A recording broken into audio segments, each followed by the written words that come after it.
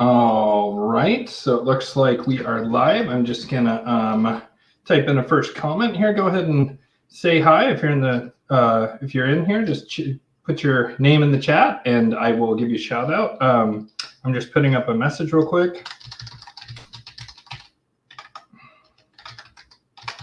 Questions and answers will be in the second half after a brief intermission. I'm going to do something a little bit different tonight than I normally do. I normally just go straight through, but I found that to be really tiring, and I'm just going to take a little mini break halfway through. I also, today is a particularly cold and damp day here in Oregon. Hey, Brent, how's it going? I'll just put that up real quick. Hey, Brent, how's it going? Good to see you, brother. Also, thank you, Zach. That's his name he goes by. Thank you so much, Zach. Zach and Brent were both, wow, I have 3 of former Angelic Magic students here in the chat, so this is awesome. I'm actually going to talk a little bit about that today, because one of the things I want to talk about is there is a traveling angelic magician / priest. I don't want to identify him because he's a big believer in flying below the radar, but he came through Corvallis today. He's sort of on a mission, and he came through Corvallis today, and he is teaching me a magical technique that I knew in a previous life, but don't have access to currently in this life, and he's going to teach it to me. And he's like me.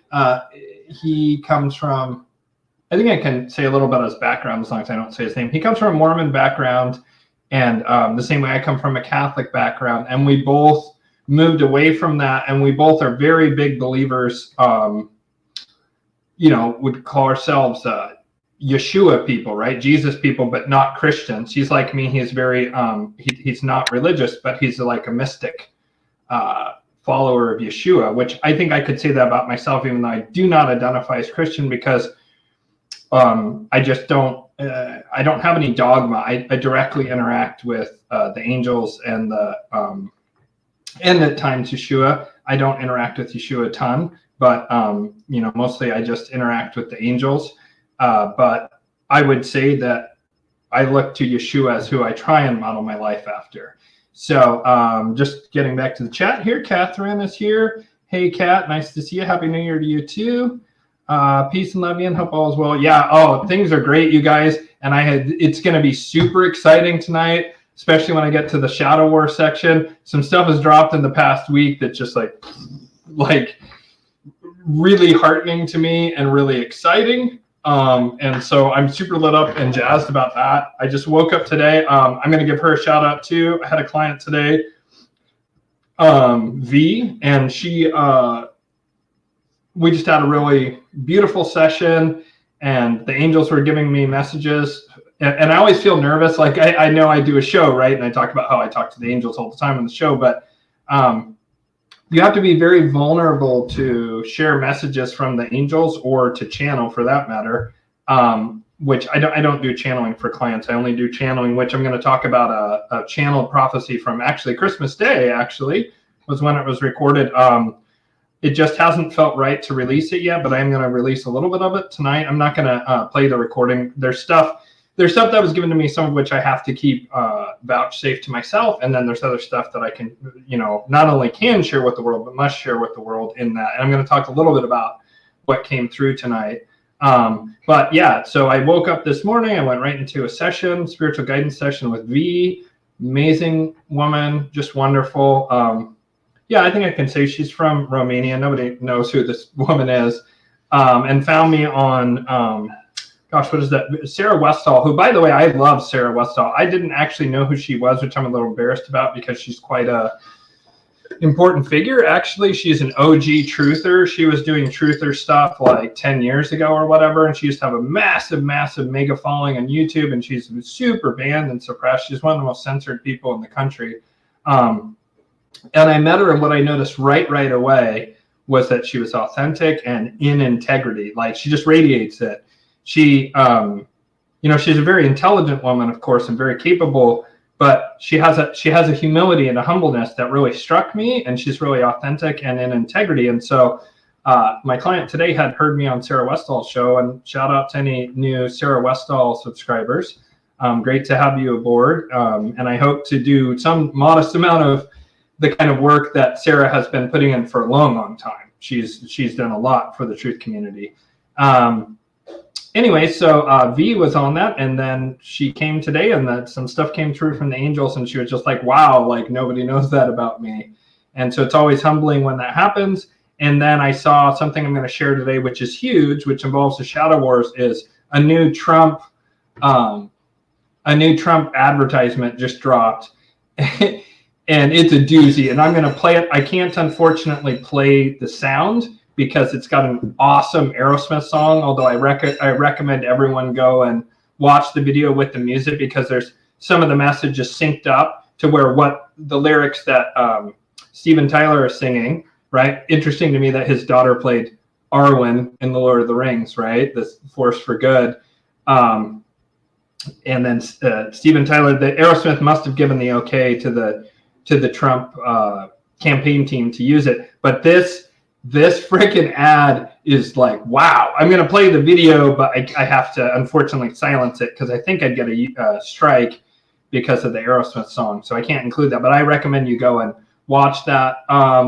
Let's see. What else am I going to talk about today? Yeah, so I'm going to talk about the discernment again, because it just keeps coming up. And also that I've discovered that there are, unfortunately, like, I'm really coming to grips with someone who is in the alternative media, I don't know, niche micro celebrity, or whatever they call people with a couple thousand subscribers, little weird corner of the internet that I'm in,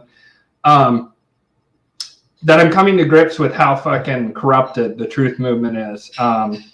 It's still the best source of information, but oh boy, anyone who thinks that the CIA has been neglectful in moving Mockingbird from the legacy media into the new media of like Vice and HuffPo and any online centralized news aggregators, Google and all that stuff. But they didn't stop there. They pretty much got control of most all the major centralized news sources, Wikipedia, everything, right? Google, all that stuff. But they didn't stop there. They recognize that people are moving away from even that kind of like, I guess, second tier legacy centralized digital media, and that people are now moving towards sources like Sarah Westall, like, she's much bigger than me, like Sam Tripoli, right? Sam Tripoli is a comedian, and yet you see comedians like Sam Tripoli or Jimmy Dore, they're forced to do the heavy lifting because comedians always tend to be very courageous. Unless it turns out they were pussies all along, which, both Sam Tripoli and Jimmy Dore complain about how weak so many comedians have been, because you're supposed to be speaking truth to power, right? That's what a comedian's supposed to be doing. But a lot of comedians didn't get the memo that the power is now the liberal establishment, that the globalist scumbags moved from the Republicans, where they had been squatting, since they shot Reagan. I think I've come around on Reagan himself was a good man, but of course H.W. Bush is Molochian as they come, right?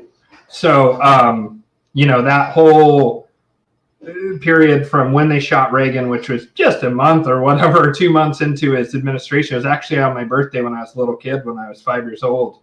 Well, I guess it gave away my birthday, but yeah, it was either the day before or after, or the same day of my birthday when I was 5 years old. Reagan got shot, and then H.W. Bush had 3 terms, basically, much like our third Obama term that we're suffering through right now. So, yeah, I'm going to get into all that. I had a thread there that I sort of lost. I do that sometimes. Let's see here. So I'll talk a little bit about the wandering angelic magician that came through town today that I met up with. If you come in through Corvallis and you're a cool person and we have a relationship, I'm totally open to meeting cool people. Of course, I need to vet you beforehand or whatever, and I'll meet you in a public place, of course. But, it's just someone that I met online, and we established a friendship on Facebook. So we're going to talk about Luciferian propaganda. And some telltale markers of Luciferian propaganda, with an interesting example of something that happened a few years ago, a decade ago-ish, and then one that happened about 13 to 14 years ago that shows this same kind of like Luciferian treachery in a different form. Then I'm going to show the Trump video, and then I'll have an intermission tonight of like 5-ish minutes. I will need to, for pain management, I need to just smoke a very small amount of weed to deal with my back pain. But that's why I also have the heating pad behind me, as you'll often notice. So that's what we're going to go over tonight. So I'm just going to go through folks in the chat now. Jessica, hi Ian, so happy to listen live. Hey, nice to see you, Jessica. Hey Alex, it's great. Weinstein interview next is worth listening to. Up to 7 million dead becoming mainstream. Oh yeah, absolutely. Like the dam is bursting all over the place on the Molochians lies. And that's actually one of the things that is one of the hidden. The Luciferians communicate, and they communicate not just to people to push their "we're white knights" meme that they're trying to get everyone to buy into, especially people on the right. They also communicate to intimidate the Molochians. They communicate to them, and this video is a big communication. It's mostly for the Molochians. Like this Trump video is just like, I'm coming for you. I'm coming for all of you. It's really like, it's ballsy, and it doesn't look like a video of someone who hopes to win. It looks like someone who's already in control to me. Like it's wild. And what was I going to say? Yeah, so we're going to talk about that later. But yeah, the jibby jabby, like that is hard to miss at this point. Hey, bee boo boo bop boo bop, however you say your name. Nice to see you, brother. Shan Jack, excellent timing. Just finished preparing dinner, cookies in the oven. Just started the water distiller timer, comfy time. Excellent. Good to see you. P. Scott, what is up, homie? Good to see you. And Dottie, thank you so much. What can I do each morning to ensure high frequency? So Dottie, I'm going to get to that in the second half, but I will absolutely, that will be the first question I answer. I always prioritize any super stickers. I don't require them, but I always prioritize for obvious reasons, super stickers, super chats. Just, you know, like I get pretty rammed on those. It's insane. Like Google keeps at least half. Like someone was saying that they only take 30%, and I was like, what? Like I was watching some last year I did some sacred masculine, sacred feminine stuff, and so I explored men going their own way and red pilling stuff just for half a minute, manosphere crap. And so the algo still periodically tries to, you know, pitch more division to me and saying, hey, we think you might fall for anti-female propaganda, right? Not that there's not elements of truth to the men going their own way, red pilling thing, you know. But what isn't acknowledged is that they're exposing that women have been targeted by nasty Luciferian and or Molochian propaganda to warp their minds, and meanwhile they're themselves spewing that. And so the guy in there said, yeah, Google takes 30%, and I was like, what the fuck? They take at least 50% of my super chats. I know for a fact, because I'll get a $2 chat, and then I have 98 cents is what I'm going to earn. And I'm like, you guys take more than half? God damn. So I think if you have 1 million subscribers, they're like, well, we'll only take 30%, more than the federal government does with income taxes. Think about that for a minute. So there's a bunch more comments, and we'll get into that. So we got a great crowd, 38 people. Again, say hi in the side. In the second half, there's gonna be like a 5-minute intermission, and then the second half I'll do Q&A. And I always do super chat, super stickers first, and then I do them in order of the questions that they were asked. And if I can get to them, great. And if not, then sorry, we'll have to do it next time. I have a hard cutoff line of 9:30, but I'm going to try and be done by 9 Pacific time, obviously. So I'm just going to take a minute launching into this. I know that I talk about this all the time on my channel, but it just bears repeating, and that is this whole black pilling crap and also false conspiracies. It's come to my attention because of personal conversations with other people in the sort of truther sphere, right? It's come to my attention just how bad infiltration is, both mimetic infiltration, by which I mean false conspiracies, like red herring false conspiracies. Like, let me give you a very topical example. I haven't looked this up, but I don't believe that actually. So I know Stephen Hawking went to Epstein's Island, right? That just dropped. What I don't believe is true is, and it instantly came out same day, cough, cough, CIA's meme department, right? there was this thing that what he wanted was midgets who were naked to solve complex equations on a chalkboard that was just too high for them. That's hilarious. I'm like, I got to give a little tip of the hat to the CIA meme department, or it could just be someone trolling, right? But nonetheless, like, that kind of thing muddies the waters from the fact that Stephen Hawking really was there. There was a fake one that looked just like the Stephen Hawking deposition font that said Jimmy Kimmel was there. Unfortunately, in the sense of, I bet he is one, given how much he tries to like say, oh, we shouldn't release the list, and Aaron Rodgers is paranoid white supremacist for wanting the list released. Why are you saying that there, Jimmy? Why you seem awfully nervous about this list coming out? Why is that? So there was a fake deposition that said Jimmy Kimmel was on there, and he was not. I did look that up. I haven't looked up if this Hawking midget stripper solving advanced equations on a too high chalkboard. I want it to be real for just like to, you know, win my insanity clown world bingo card, because I did have Stephen Hawking and midget strippers on a too high chalkboard. I'm just kidding. You know, that Tommy Lee Jones meme, who had the whatever insane clown world thing next. But the point of that is that very often there's these fake conspiracies come out. Let me give you another example. I covered this on the show about a year ago. There was that horrible disaster in East Palestine. How interesting, right? The name of that place in East Palestine, Ohio, with the chemical derailment. And I happen to know people who live in Ohio not too far from it who could see the horrific nightmare plume. They could even smell it faintly in the air after a period of time. They knew people who were near there who saw it up close. Like, that was a real disaster. But instantly what came out in the truthosphere is the same moment the truthosphere started talking about this, when the mainstream media wasn't covering it at all, there was a bunch of people saying, oh, it's fake, it's not real, it's a hoax, it's a false flag. They're just saying that. Nothing happened there, nothing happened there. That was a fake conspiracy to get the dicks hard of all these people that I call savvy signalers, right? So, you know, liberals like to do virtue signaling, right? I'm so virtuous. And usually the people who virtue signal the hardest are those who have the least virtue. Likewise, I find people who are truthers, especially newly awakened, people awakened since 2020, like my wake-up call was way back in 2021. I had a mystical experience and then 9/11. And it was a very depressing nightmare, basically decade until, 20 years actually, even until 2020 happened. And then suddenly people who had heard me talking about stuff for decades, in some cases, were like, holy shit, Ian, what's happening? Like, you were right all along. And, you know, like it was very humbling, but it was nice. It was nice in the sense of like, I felt like, oh, thank God people are starting to wake up to this stuff.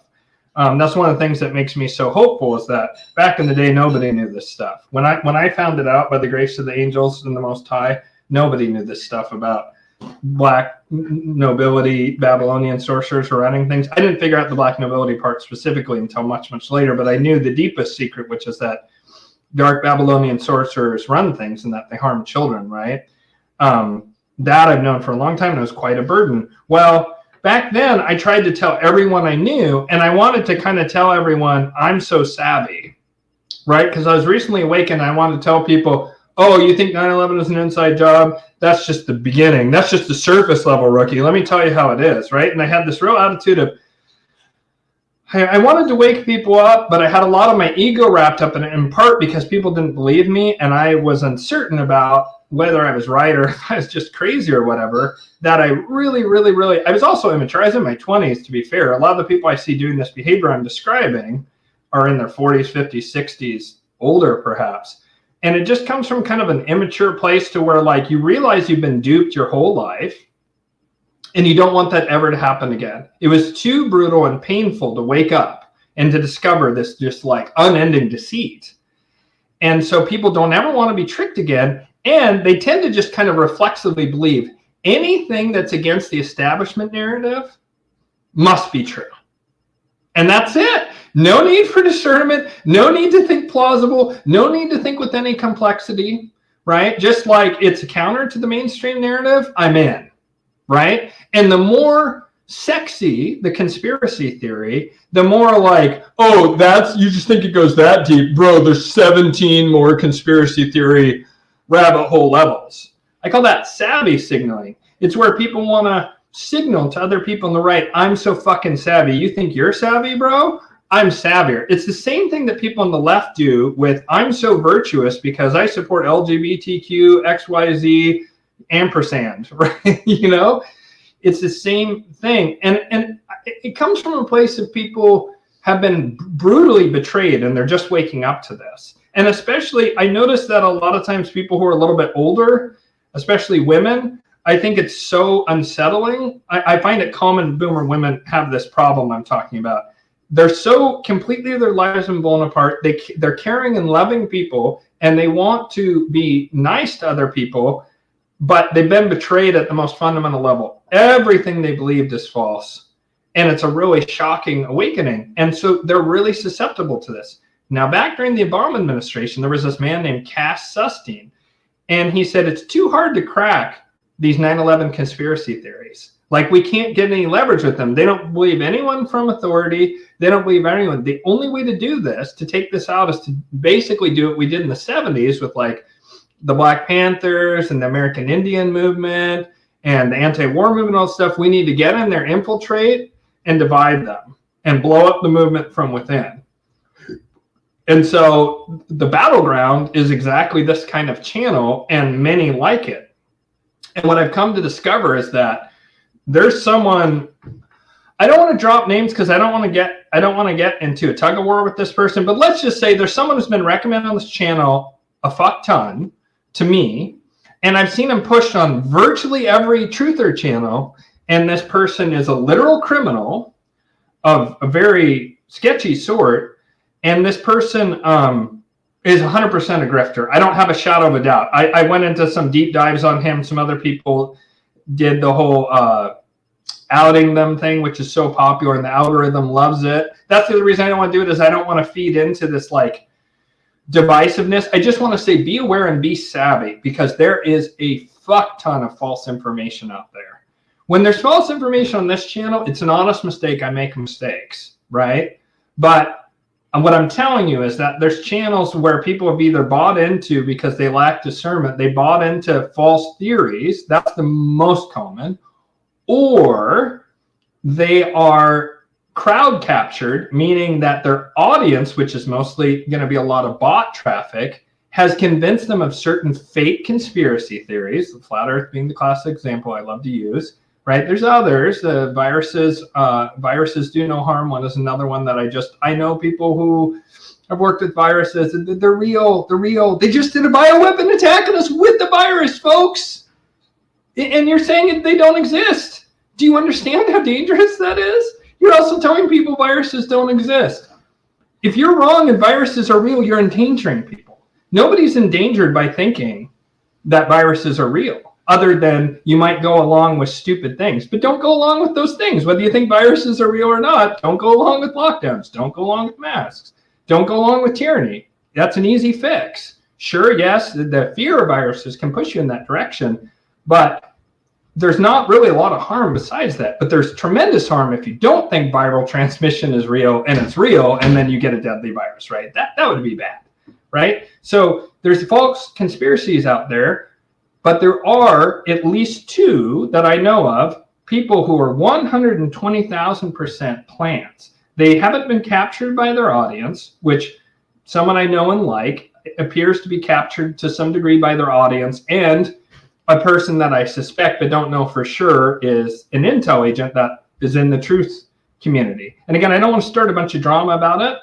I'm just not going to mention names. I've given some hints about one of the individuals who is 100% a grifter. That doesn't mean if you don't tell any truth, you're not going to get any traction. So you have to tell some truth, right?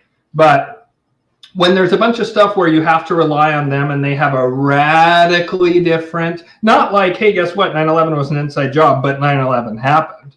But 9/11 never happened. That was a unicorn's dream inside of a dragon mind. And then this other thing that I say, and you trust in me alone.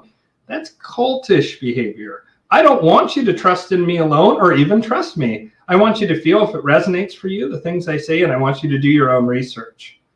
And you can everything that I talk about in this channel, other than my experiences that are mystical, spiritual experiences, which I realize are experiential and they're anecdotal to you, and you can throw them right in the trash if they don't resonate with you. A lot of stuff I talk about in this channel, history or pointing things out, you can verify it for yourself. But I don't expect nor require people to believe everything that I say. I don't want you to. I actually want you to go ahead and respectfully challenge me. If something doesn't sound right, feel free, right? Because if we're actually looking for the truth, we should welcome people challenging us. If people are shitty or people trying for the millionth time talk to me about flat Earth, that's one where it's just like, there's no chance you're going to convince me of that. There's no chance you're going to convince me that viruses are not harmful. That's fine if you believe either of those things, but don't bother with me and expect to hear on this channel me call those two out, because to my eye, they both came out and gained popularity after Cass Sunstein came on. They're fucking false.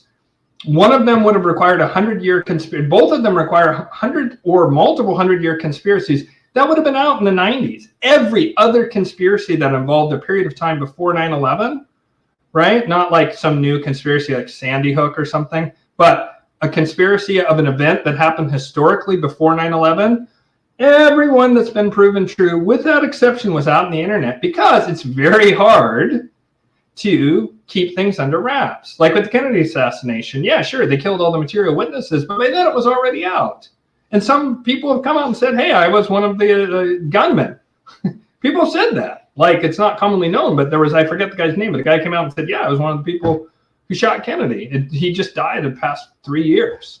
So, you know, like, you can't keep, they couldn't keep nuclear secrets secret. You can't keep stuff secret. So if there had been a conspiracy that was 100 years old that involved a very hated figure like Rockefeller, or that the earth is freaking flat, and all the scientists and all the, you know, satellite technicians and astronauts and people who have telescopes over a tiny moderate amount of power would, you know, have noticed that and figured that out. But nobody thought this before 2010, because it's a fake fucking conspiracy to divide the truth movement. Same thing with viruses aren't real. So you have to have discernment. And if I don't resonate with you, feel free to hit unsubscribe. I get unsubscribes all the time, especially when I bring up flat Earth. That's fine. I don't care. I'm sharing things that I believe to be true and that you can verify or disprove yourself.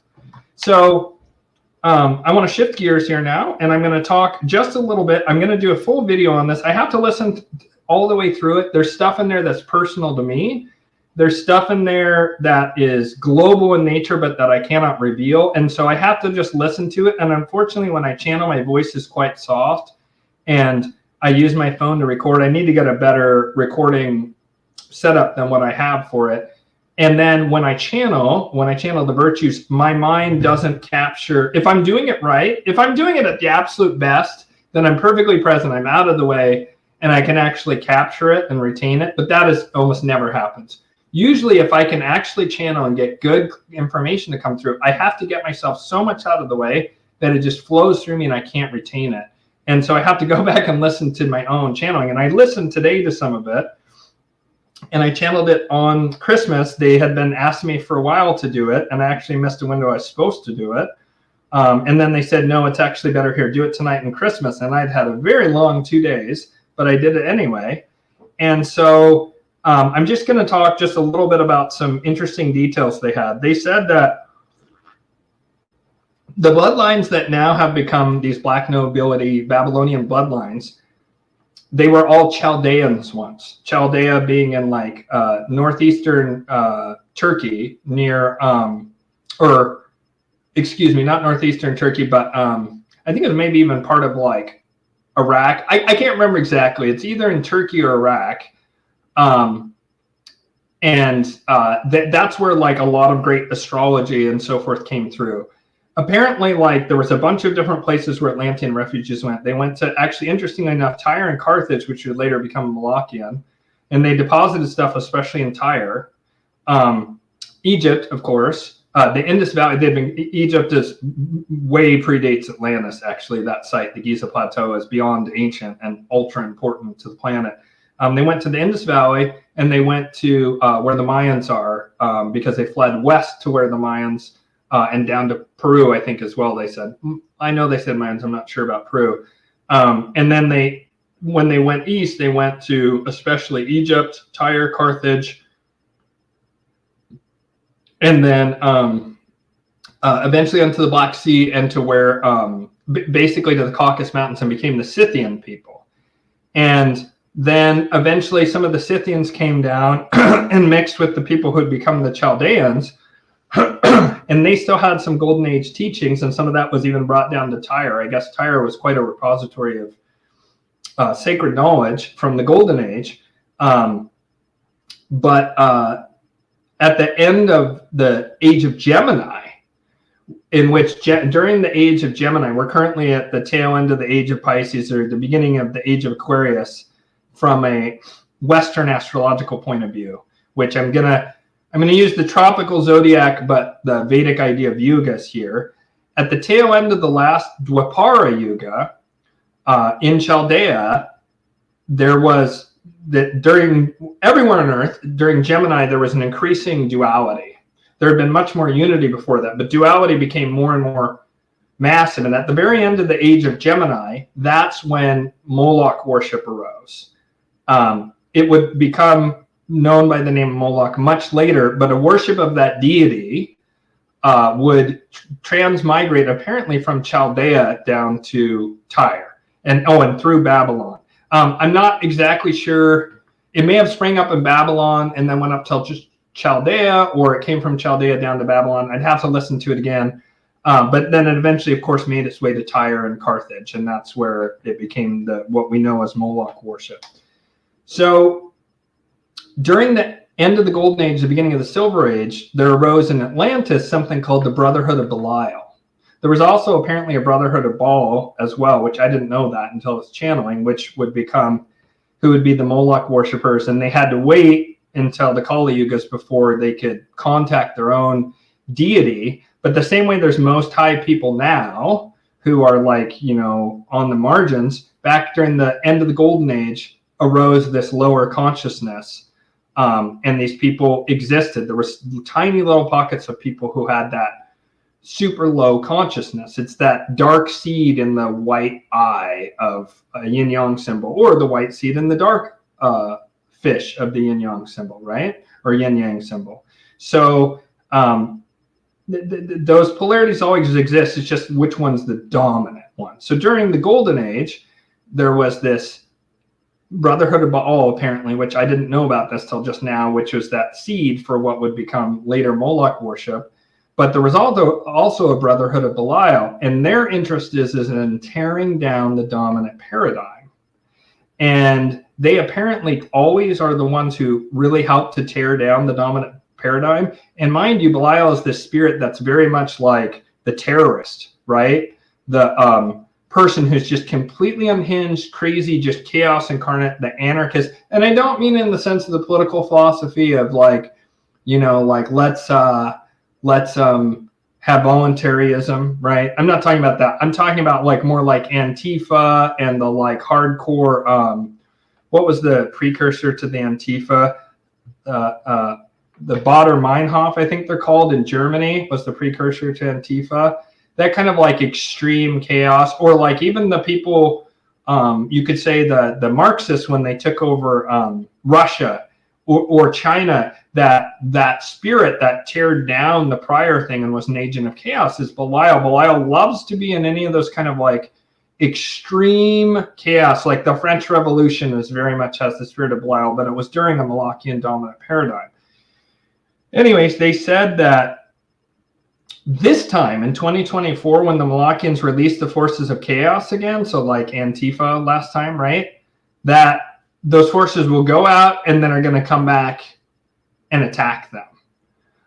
That they're going to bite the hand that feeds them, basically, because they've realized that the hand that feeds them plans to destroy them. Because, of course, the Molochians can kill almost everyone. They're certainly going to kill all these Antifa useful idiots. And so the spirit of Belial will take the agents of chaos, right, which can be varying levels. They can be intelligence agents all the way down to dupe 20-somethings wearing all black and baklavas, right? And that will then turn back on the Molochians, because the job of Belial right now, that spirit, is to tear things down in favor of this Luciferian impulse that's coming in, right? The false light that's going to crush and destroy the Molochian faction. So the Molochians can't even conceive of that, because what they believe is happening right now is, and they don't really understand it, but they believe it's schisms within their own faction. Because again, the Molochians are dull, and they're blind to the fact that the Luciferians have been in their midst for 6,000 years. They're just very dull, and they're very singular dimensional thinking. That's another thing the angels told me, that one of the ways you can tell flat Earth is a lowering of consciousness is because it's an attempt to move down into two-dimensional consciousness. You know, three-dimensional consciousness is kind of normal and not really that special.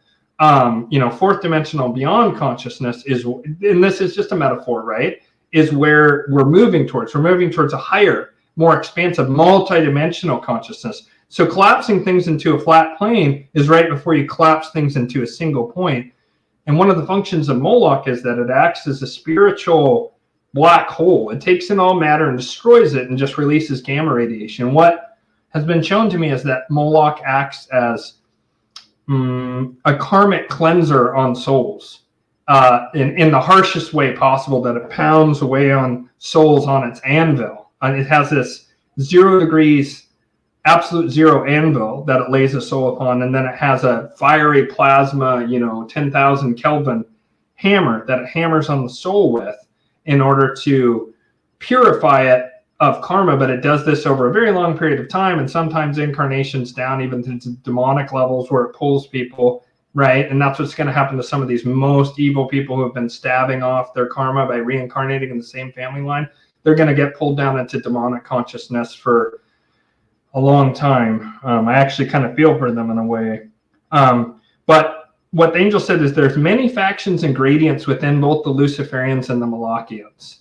And the Molochians understand there's factions within their own ranks, but what they don't understand, and they can't grasp for some reason, they're just completely blind to it, despite that literally some of these people sort of proclaim their allegiance to Lucifer, they don't really understand it. They somehow do not see Lucifer as a threat. They see Lucifer as one of their own, and they're fucking dead wrong.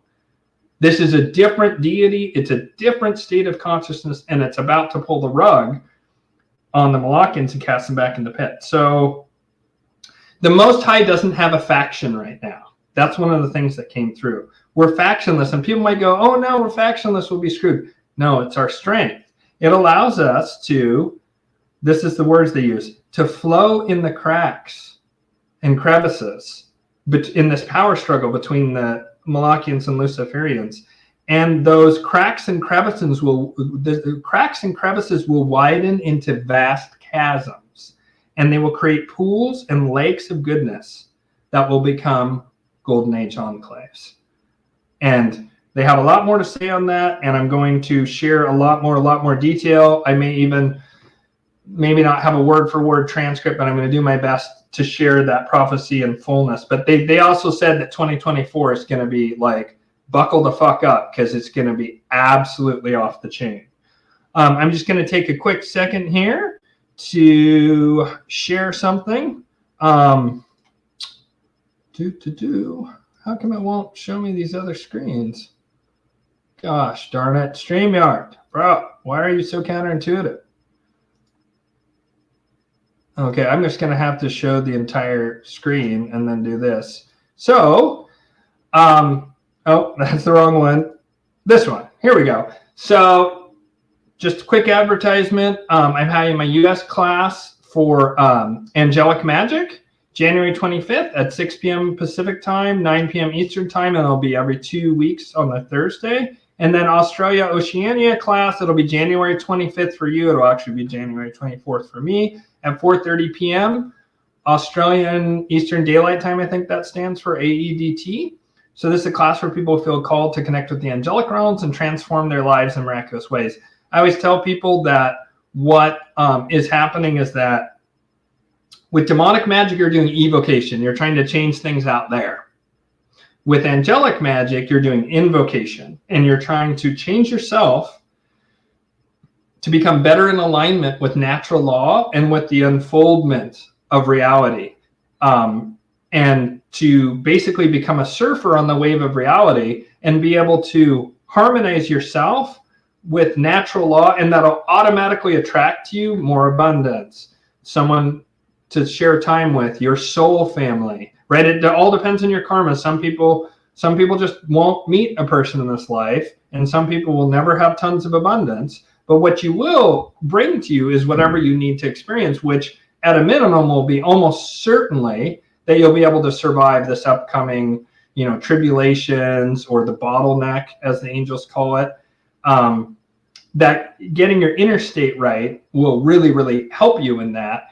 But it also just changes your life in much more mundane ways of you're just much more harmonious. You won't be as angry or as upset.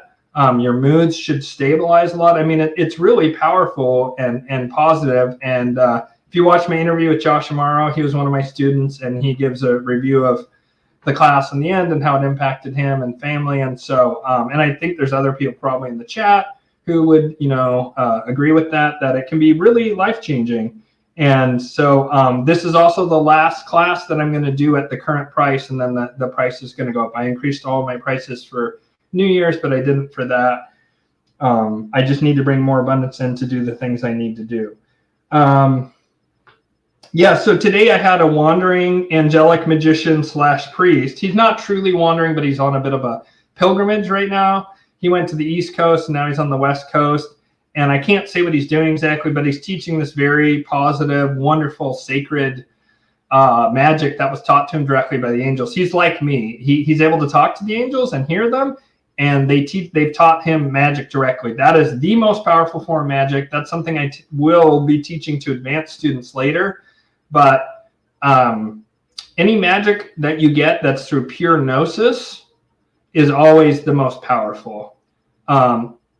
The second most powerful is stuff that is very well-worn paths in the collective unconscious. For example, the magic that I'm teaching is Solomonic theurgic magic that's been around at least a few centuries, but I believe that the roots of it do stretch back to King Solomon himself. And so that is very well worn in the subconscious, the same way certain Sanskrit mantras are very well worn in the collective unconsciousness. And because it's very powerfully set in the collective unconscious, when you use those techniques, it's very powerful, the result. So he too is learning directly. And so direct gnosis from spirits is much more powerful than other forms of magic. And so he's going around and he's teaching people. I can't say more than that, but he's teaching people, and he met with me today, and it was just a lovely experience and really lit me up. So I'm going to now switch gears into the Shadow Wars section of the program. I really hope I'm able to share this Trump video. I'm going to do my best. I'll just have to rely on the chat to tell me if it works or not when I get to it. But I want to talk about Luciferian propaganda. And that whenever they're making claims that are a couple orders of magnitude outside of what normies are ready to deal with, until very recently, they would always lie in the midst of it. They would always put very obvious lies in it that were easily debunkable, along with a lot of really high quality information that was right on the money. And they did this for two reasons. One is to get the Molochians to relax, that when they come along, they're like, what? That's bullshit. And they're like, oh my God, this is going to be so easy to debunk. We can get all our blue pill people back in line. The sheep will never believe this because we'll just debunk those few obvious lies in it, and that'll be that. So why would they do that? Well, this interesting thing happened a number of years ago, and I'm gonna share this screen again. So you're going to say, what? How are these two things related at all? But I assure you that they are. It's just that I'm going to, let's see. Oops, did I do the right one? No, sorry about that. This, man, StreamYard, get your shit together. Make it more easy to use. Entire screen. There we go. Okay, so I'm going to allow that, and it's going to do whatever. But you should be seeing a thing that says strange inconsistencies in the 134.5 billion bearer bond mystery. So this is insane, but back in 2009, Italian police seized from two Japanese nationals 134.5 billion in Federal Reserve bearer bonds, an absolutely jaw-dropping sum. And the thing is, these were real. They say they're fake, but they were not. They were real. However, they have very obvious mistakes in them. And they did this so if the people came back and they had the full chain of custody and certain other checked certain boxes and they felt like doing it, they would redeem these bonds and they would be legitimate. But they put mistakes in the bonds themselves in order to, if something like this ever happened, someone tried to cash them in and they didn't want to, they'd just say, no, they're fake. Look, see, here's an obvious lie. Here's an obvious fake thing. But of course, when they gave these bearer bonds in exchange for gold and silver, doubtless, to the Japanese and to the Chinese, that's the two main places this seems to have happened, they, had very official looking people in suits, and they said, listen, here are these bearer bonds. And because it was 80 years ago or more, in the case of the Chinese is pre-World War II, and then I'm not sure what the timeline was for Japan when they got these things, but they got these bearer bonds in exchange for gold and silver. And the Federal Reserve, which was run by Luciferians at the time, put in these fake things into it so they would be able to not cash them in. And then this is even more insane. Then just a few years later, they found 6 trillion in what they say is fake bonds. And Dr. Joseph Farrell talks a lot about this, and I would just say, tune into his channel and look up. Dr. Farrell talks about the bearer bond scandal, and there's plenty of information out there. He goes into a lot more detail. That's where I get, I didn't, discover this on my own. I heard about it independently, and I knew there was something to it, and I knew that they were probably real. And then I found Dr. Farrell, and he had, of course, a brilliant analysis. It might have been Daniel Liz. I forget. They talk about it in a Dark Journalist episode. But my point here is that the Luciferians, one of their calling cards is they put in lies, and it's to keep their opponent off their center. And it's also so that way they have a get out of jail free card of say, oh, if they put out something that's real, they just go, oh, no, that's fake. We put it out there to dupe the sheep. We just kind of went rogue there for a minute and put it out there to dupe the sheep. And we're doing an Operation Trust style psyops. And we're just doing a psyops to get them all hyped up the right wing. And then their hopes will be dashed, right? Like they have a built-in explanation on how to trick the Luciferians. Meanwhile, a lot of people don't bother to verify anything. So when they hear this narrative, this 17th letter of the alphabet, first letter in Queen narrative, they go, oh yeah, I just completely believe that. It's white hats. It's the good guys. No, it's gray hats. It's Luciferians for starter. And 2, a bunch of the stuff they say are lies, but quite a lot of what they say is true. All the Epstein stuff, how they have everything, I believe that's true. I believe that all of that is true. And I recently saw this Luciferian propaganda piece that had all the stuff about Trump and what the Luciferians are doing. And then it had some like super obvious lies in it that I was able to debunk, along with some just absolute chef's kiss, gold deep information. And I was just like, it's professional grade propaganda. Intelligence put it together, like 100%. So much of what we see out there in the truther sphere, it's intelligence stuff, either from the Molochians or the Luciferians. Almost all of it is from one of those two factions, if it's of any degree of quality. There's independent researchers, right? Myself, Dr. Farrell, or Daniel Liz, or Catherine Austin Fitz, or Sarah Westall, or even Sam Tripoli to some degree. Joe Rogan. Well, Joe Rogan might actually be more part of things, like officially. But there's people out there who are just doing independent research, of course. But the really big ideas that are out there, they were planted. They were intentionally planted by intelligence. A lot of people don't know this, but the whole hippie movement in the 60s, that was not organic. That was not organic. That came out from a specific group in the CIA, Luciferian no doubt, called the Cowboys. And they started the acid waves in Haight-Ashbury. And they sold it to the Molochians as, we're going to use this to undermine the family. Look at current events, right? But they also brought in all this stuff that elevated consciousness. and made people question the dominant paradigm. And they created a crack for Luciferian consciousness. New Age, same thing. It comes from the Luciferians. And again, they sold it to the Molochians of, oh, this is a dead end. It doesn't go anywhere. Look at all these lies in it. And the Molochians go, okay. Because they're just not very bright, these Molochians. They're not multi-level thinkers. They can't. Their consciousness is rooted in chaotic duality and dead materialism. The priests and the priesthood and whatever, they know it's not dead materialists. But so many of the people who are decision makers are dead materialists. The people who are the dark sorcerers and priests and Moloch, they try and keep all that real spiritual power to themselves. They're hyper-centralized. That's part of what makes them so devastating, but it's also one of their Achilles heels because they're like the Titanic slowly moving away from the iceberg. Yeah, I know, JP Morgan blew it up and blah, blah, blah. But let's take the mainstream story of the Titanic just as a metaphor here. So the Titanic's going and they start veering, but they can't veer in time. Right, but it's this big, powerful boat.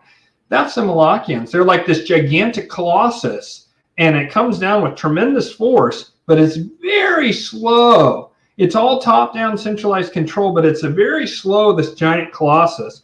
Whereas the Luciferians, because they're agreement capable, they're all these different little like pods of groups, and some of them, they can come together to kind of like form a Voltron-sized figure at times, but they also are capable of being like little things shooting at this colossus.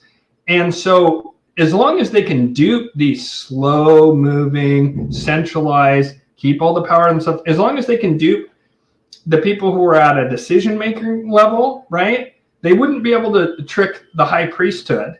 That group, I think, is much more savvy, but they're tiny. They're microscopic in number and they don't trust anyone. They're hyper paranoid. They don't trust anyone. They won't share any power. They don't like to share information. And so they rely on this administrative layer, and that layer is fucking dumb. The only reason that layer has ever been competent is because the Luciferians were in there pulling the levers for a long time. So the Luciferians almost always put in, when they're doing something that's like shocking to the mainstream, they almost always put in lies. But all of a sudden they didn't this time. I need to watch it again. I've only watched it like twice. But this video I'm about to play for you, and again, you've got to watch it with the Aerosmith music. It's awesome. And again, I'm not saying, yay, go Trump. I'm also not saying don't go Trump. I don't know what I'm going to do as far as like what I'm going to vote. I kind of feel like I kind of want to. This video made me want to. I mean, it's very potent, especially with the music. And it's a bit inspiring, actually. And so I'm just going to play this for you real quick, and then I'm going to break it down for you. I might pause it at points. So let's see here. I got to share again. I'm going to scroll to the bottom, and can people please tell me if this video is working correctly, that you guys can see the video. I haven't started it yet. I'm about to here in just a moment. So I should be starting it now, and you should be able to see. Can you guys see it? I'm just going to real quick stop sharing so I can see. Can you guys see it? Can anyone say if you're seeing? I'm going to start it. Can please just one person respond, just even one person? Can you guys see the screen with the car going around? And then I'm going to restart it if it's, I just need to test if I'm successfully streaming the video. So, okay, Brent saw it. Thank you. Okay, just needed one. Okay, so go back to this. Here we go. Here's the video. Okay, so it's awesome with Aerosmith's Dream On. It's so much better with the music. This sucks to watch without the music. The first half is just Trump giving himself a hand job, which is kind of funny. It's just a lot of look at me swinging my dick around kind of Trump stuff, classic Trump stuff. Also, very obvious Luciferian narcissistic energy, right? People call Trump a narcissist, and they're certainly not wrong. But what would you expect of someone who's like a high-ranking Luciferian, you know? Like arguably probably I think it's safe to say the political tip of the spear. If Obama's the tip of the spear for the Molochians, then the tip of the spear here is Trump, you know, or Trudeau or people like that. Trump's even more so. Trump is like the singular Luciferian figure. Yeah, there's Javier Milei, all this stuff. Okay. All right. So he talks about coming out of NATO, right? And some more, Trump. Oh, he's so incredible. It's Trump, blah, blah, blah, Trump. We need some more pictures of you, Trump, or maybe how wealthy you are, or how much clout you have. It's just not clear yet. We need another 10 minutes of just what a badass you are, Trump. It's getting, okay, here's where it starts getting good. So see, JFK files are being carefully released. In the end, there'll be great transparency. It's my hope to get just about everything. He's going to keep out certain things, of course, to the public. Right? And then they show Kennedy getting shot, and they show, look at that. They show how the media lies, right? Because Cronkite is saying that his head goes forward, right? That's not what happened. His head goes back. But Cronkite said, or not Cronkite, Dan Rather said it went forward. I think that's Dan Rather there, right? So he's showing the media lies, and here's this JFK assassination. Now check this out. Look, who's that on the right? I can't see too good. Is that Pappy Bush over there? It sure looks like Pappy Bush. And he's next to Gerald Ford. And a lot of people don't understand the significance of showing Gerald Ford next to Pappy Bush. That's not an accident. It's a hint that if you look at what's known as the Halloween Massacre, which happened after Ford took over from Nixon, and Nixon, I believe, was a Luciferian, and he got taken out by the Molochians with Watergate, and all of a sudden they replaced Kissinger and the head of the first of all, Ford doesn't matter. Most people don't realize Nelson Rockefeller was Ford's vice president. Again, let me say that again. Nelson Rockefeller was Ford's vice president, and he was clearly calling all the shots. Ford was like the biggest bumbling idiot president ever, made Reagan look, post getting shot, look like, a Rhodes Scholar. And, until Biden, there hasn't been a more brain dead president. So he didn't run anything. Rockefeller did. And what did he do? He got rid of Kissinger because Kissinger had too much power. And I think Kissinger was one of those people who would occasionally spike up into lower ebb of Luciferian. He's one of the only people that's been talking any sense until he died. And I don't like Kissinger. Don't get me wrong. I'm just saying he got taken out and he got replaced with Dick Cheney and Donald Rumsfeld. And H.W. Bush became head of the CIA. Now watch this next part. This is really mind-boggling. Look at this. Texas, look at this. They just flashed by it. This is a show Bush. Texas School Book Depository. That's Bush on the left. That circle, that's Bush. Looking to his right, there on the extreme left of the screen, the guy with the skinny tie, that's H.W. Bush. Straight up, freaking Trump is saying H.W. Bush was involved in the Kennedy assassination in a campaign video. Holy shit. You got to lose to know how to win. Right? And he's like, shows him going up Air Force One. Oh, we're leaving. Oh, no, I lost. Sure would be a shame if I was secretly in power because of continuity of government stuff. What does that say? Cripple America? Weird.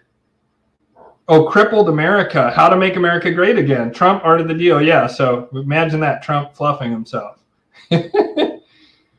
And then it shows Jackson, and it starts saying, dream. It's the part of the song that goes, dream on, dream on. And so it's if you know the enemy and you know yourself, you need not fear the results of 100 battles, right? Sun Tzu, right? Sun Tzu, very Luciferian. So it's more Trump. Here's Trump with Kim Jong-un, which is very interesting. Like, I'm not sure what to make of that. Certainly North Korea has been doing some odd stuff recently. And supposedly North Korea was involved in the so-called capitulation tour. So here's Trump. Like, look at him. Look at it. It goes into 2024. I'm going to rewind it.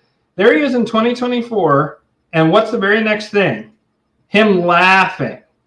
Him laughing. All of them are laughing. Because he's got it in the bag. It's already over. He's already won. And he knows it. That's why this is not someone who's trying to win. This is someone who has already won. That's it. Look at that.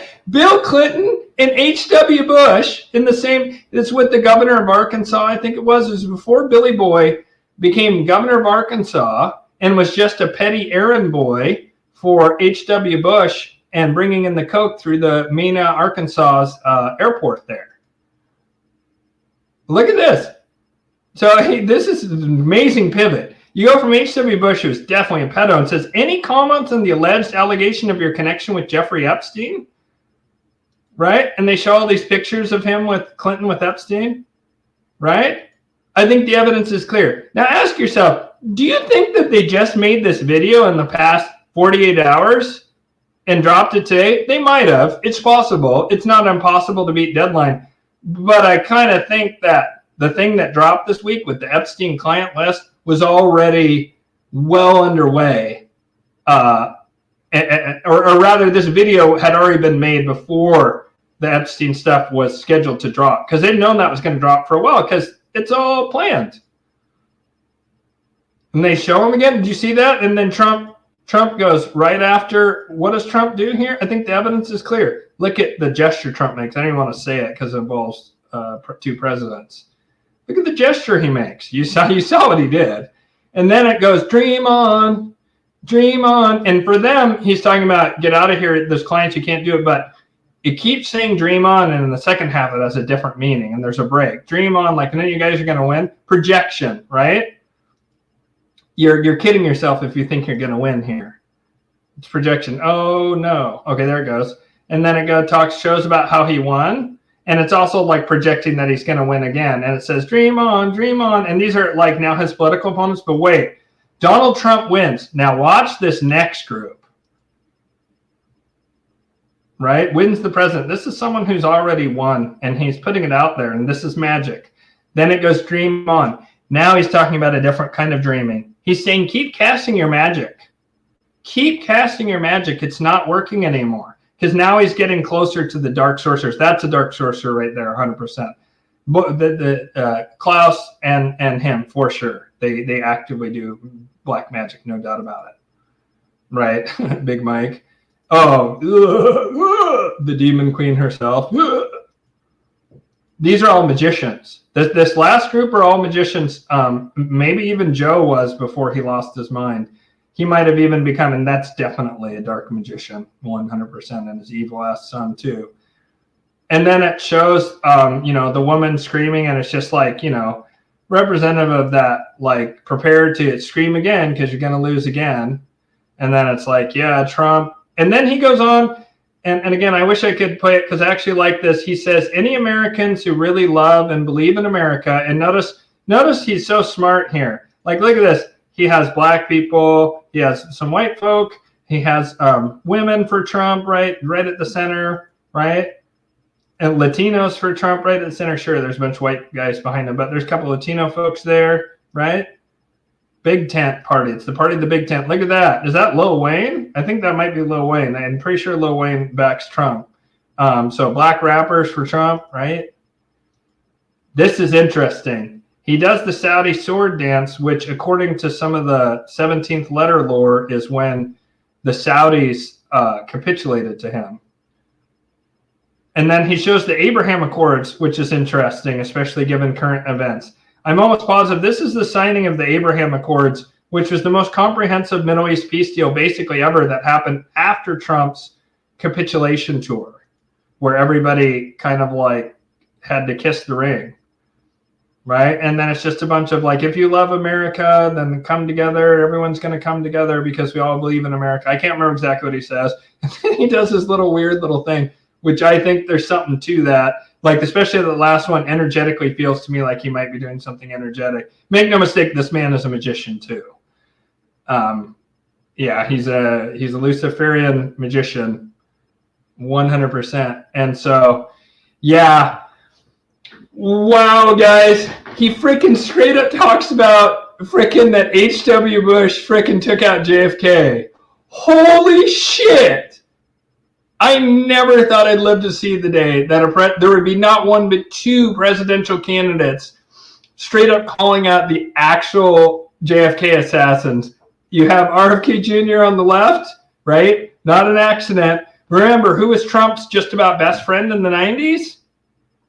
JFK Jr. I actually am not entirely opposed. It's one of those wilder, more out there theories, but I'm not entirely opposed to it. That maybe JFK Jr. faked his own death, right? Like, notice that this video what does it start with and what does it focus on a lot? JFK's assassination. Why does that matter? Now, there's certain scholars out there, and I'll give it, I don't know what to think of this person. I just can't tell. We all make mistakes, so maybe he just makes mistakes. I don't know what to make of Clef High, but he's of the opinion that there is a group that has been waging a covert war basically since JFK. What he essentially says happened, and I only saw a little brief snippet from him, and then sort of I did more research on this general phenomenon, and the angels came through and basically said, yes, this is correct. So the Molochians take out JFK, and loyal patriotic elements within the military, they realize that the CIA and others, right, the Cosa Nostra, and you're getting awfully close to the black nobility once you get to the Cosa Nostra, right? Awfully close, as in like maybe 2 degrees of separation between them and the actual rulers, right? They're very, very close. They're much closer than the CIA are, right? So U.S. military intelligence sees this. They realize the commander-in-chief has just been killed. They realize that this is not any small thing. This is a vast metastasized rot that extends back into Europe. And in fact, they start doing more research and they discover things like the Constitution got replaced in the 1870s during the Organic Act with the fake corporate Constitution. They discover that everyone in America is assigned a Social Security number in part as a stock certificate number, basically, along with an all caps name. And then our future earnings and our taxes, that's what a lot of our taxes goes to, is it goes to a stock that's based on a straw man of each of us. And certain people are allowed to basically buy people and get their taxable profit. And they trade this. The ultra elites trade us, actually, in the stock stuff. And so this military intelligence discovers that this rabbit hole goes like all the fucking way down and through the other side and beyond, and then through the looking glass, right? They get how deep it is, and they realize we can't fix this anytime soon, but we need to fix this. And you could see that from a consciousness level, these people were Luciferian, and some of them may have even been active Luciferians. I don't know that. What I do know is from a consciousness level, they were at the Luciferian level, and you could say that the spirit of Lucifer moved through them even if they weren't aware of that. They considered themselves loyal patriots. They might have considered themselves Christians, quite likely, in fact. Very many people who the spirit of Lucifer moves through do consider themselves Christian in the sense of that consciousness. And whenever he needs to take action, of course, it's going to be through people in positions of power, right? It doesn't do much good, maybe here and there, but it doesn't do much good to move through a homeless guy, right? It's much better to move through a 4-star general or head of NORAD or something, right? Of course. So this spirit then starts to put together this resistance and this counterintelligence program and this reverse coup d'etat, and that's what we're seeing unfold. We're seeing like a 60-year military plan start to unfold. And it's this one faction, which is a false light, right? It's not all good and sunshine and roses, but they're far, far better. And behind all of these actors, whether they know it or not, it's a spiritual battle. It's happening in the astral realms. And it's happening on a very grand scale and involves all the deities, all the other spirits on earth. And when we sleep at night, we're all involved in it to some degree or another. And so that is what is playing out, is this epic clash between the Luciferians and the Molochians. And those of us who are aligned with the Most High, we just have to make our way through, like water, through the cracks and crevices of this titanic clash of the titans that's occurring at a much higher level. And it's going to have an impact, of course, here in the physical realm. And so that is I think, everything I wanted to say on the first half. But that video, you got to watch it on X. It is, wow. It's so good, too, with the music. Like, it's very inspiring. I noticed that when I turn the music off, it doesn't grab me the same way. Like, makes me wonder if they don't have subliminal stuff. One thing that's interesting, I think I said this on the previous program, when I watch that other piece of Luciferian propaganda, which is very much enmeshed in the 17th letter of the alphabet kind of mythos, right? You know, about the white knights that'll come in to save us, which is partially truth and partially lie, talking about this group that I just described, right, within the military and so forth. I just want to see if there's anything I wanted to say else. No, yeah, that's it. There were weird servitors that were attached to that. Servitor is a kind of like astral robot, sort of. And and you make this little machine, and then it carries out a task. And what the machine that was attached to that did, and I didn't see these things at first until I was healing a family member, and then I could suddenly tune in and see it. I can't see lower astral stuff sometimes anymore because of a mark that the angels gave me. I can't sometimes even see lower astral unless I really focus to tune in on it. I'm generally just don't get touched by it. I can't really, nothing lower than Lucifer, who's just on the low side of neutral. He's actually of all the fallen angels, he has the highest vibration, weirdly. The other ones are way darker. Way darker. Like, I won't even say their names. Like, the other fallen angels are way darker. Lucifer is just slightly dark. I have trouble even tuning into the Luciferian energy nowadays. I didn't used to, but now I do. And so I didn't see this because it was vibrating at Luciferian energy. And it was basically this little servitor. And I talked to him and I was like, what are you doing? And it says, I'm here to amplify the Luciferian signal.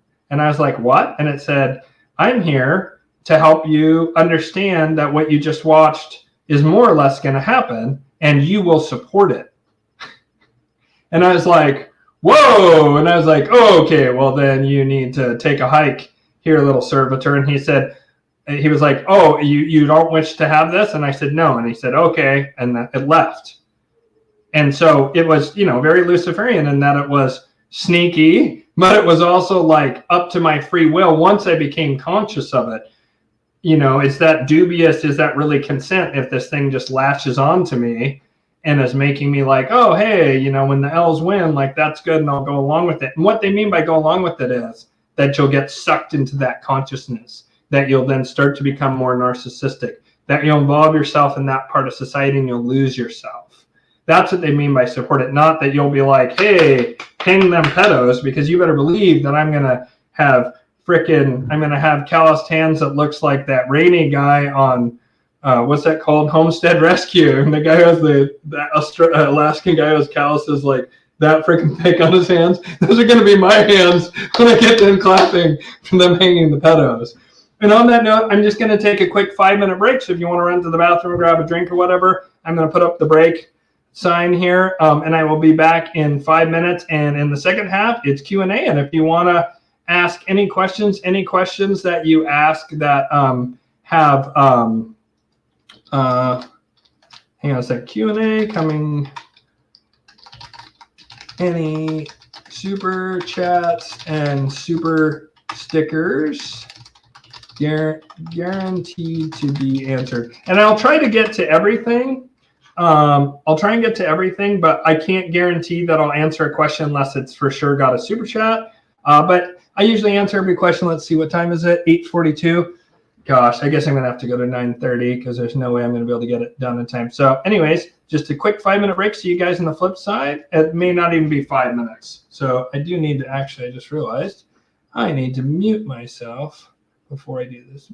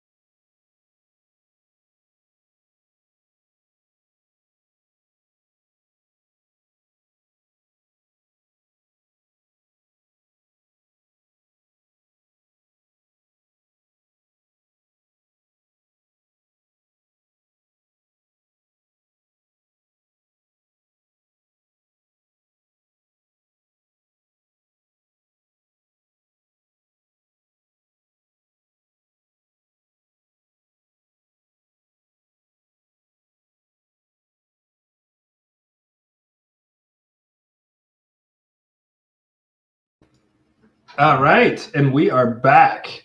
Okay, so Q&A now. So let's see here. First person is going to be Dottie. And Dottie asks, or D-O-T-Y perhaps, asks, what can I do each morning to ensure high frequency? Well, I try and do it every day, but I'm human, and there's days where I just have bad days. I actually had a stretch last week where the astral warfare at night was getting really intense. I wasn't remembering it, but I know when there's like intensity in the astral realms to where I'm like, many people listening to this, whether you're aware of it or not, when you go to sleep at night, if you wake up the next day and you just feel like almost more tired than when you went to bed, you're probably involved in the astral war that's going on. And that's heating up because, of course, it happens both before things happen in the material world and also simultaneously. Time just operates differently there. But regardless, I really, since it changed to 2024, I've been really exhausted. Last night's the first night where I felt like I got a good amount of sleep. And so my frequency hasn't been the highest.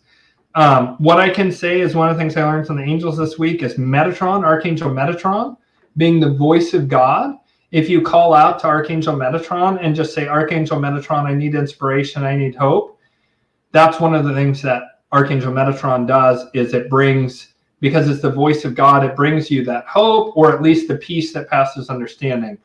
I really recommend that you always take care of the body, right? You got to take care of the temple, right? And this is the temple, make no mistake. Like there are many temples. There's an inner temple that's non-corporeal. You can be in a physical temple made of marble, but there's also the temple of the body.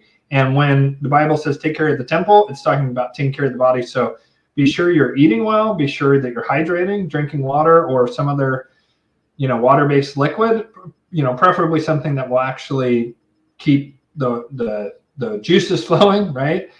Make sure you're getting exercise, right? I've actually been slacking on that a lot over the break, and it's impacted my mood. And then meditation, spending time meditating every day is really, really helpful. For a lot of people, what a lot of people need to do is they need to, it's going to sound funny, but for a lot of people have stuck emotion. They either repress emotion because that's when they were taught as a kid, or if they had severe trauma, like the severe trauma I had when I was younger, you have to get those emotional juices flowing. And if you don't, it's always going to be, when we're at our best, we're usually just acting as a conduit for a higher vibration to come through our higher self, through that aspect of ourself that exists and organizes and strategizes about the arc of our soul's journey, our soul's evolution. You call it the higher self, right? There is something to that. It's one of those new age things that's, there's a lot of truth in the new age. There's a lot of bullshit. Most stuff that's true exists previously in the esoteric. I'm not familiar with an esoteric occult term that is a good corollary for higher self. And so I'm just going to use that new age term, even though I have, new age is like Luciferian in nature. It's useful. There is an aspect of ourselves that organizes and to some degree has some level of control over all of our incarnations, including this one. And that aspect of ourself, it's the best analogy for it is if you watch the old 1980s Tron, there's the characters who are in the Tron world, right? Like the guy gets sucked into the machine realm. Like it's, I forget who it is. It's actually an actor I love, the guy in Big Lebowski. Jeff, oh my God, how can I not remember his name? Holy smokes. Oh, it's killing me. There's two brothers, and one of them's kind of more homely, and one of them's more handsome, and he was in Starman.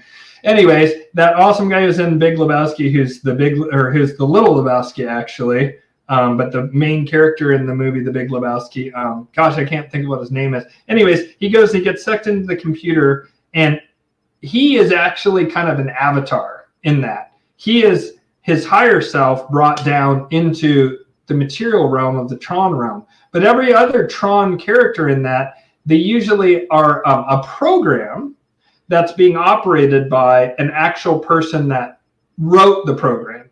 And the guy who overthrows the computer at the end, who is just friends with the main character who I was just talking about. Oh, it's driving me nuts. I can't think of his name. And I love that actor too. He's a great actor. He was in so many great movies in the 80s.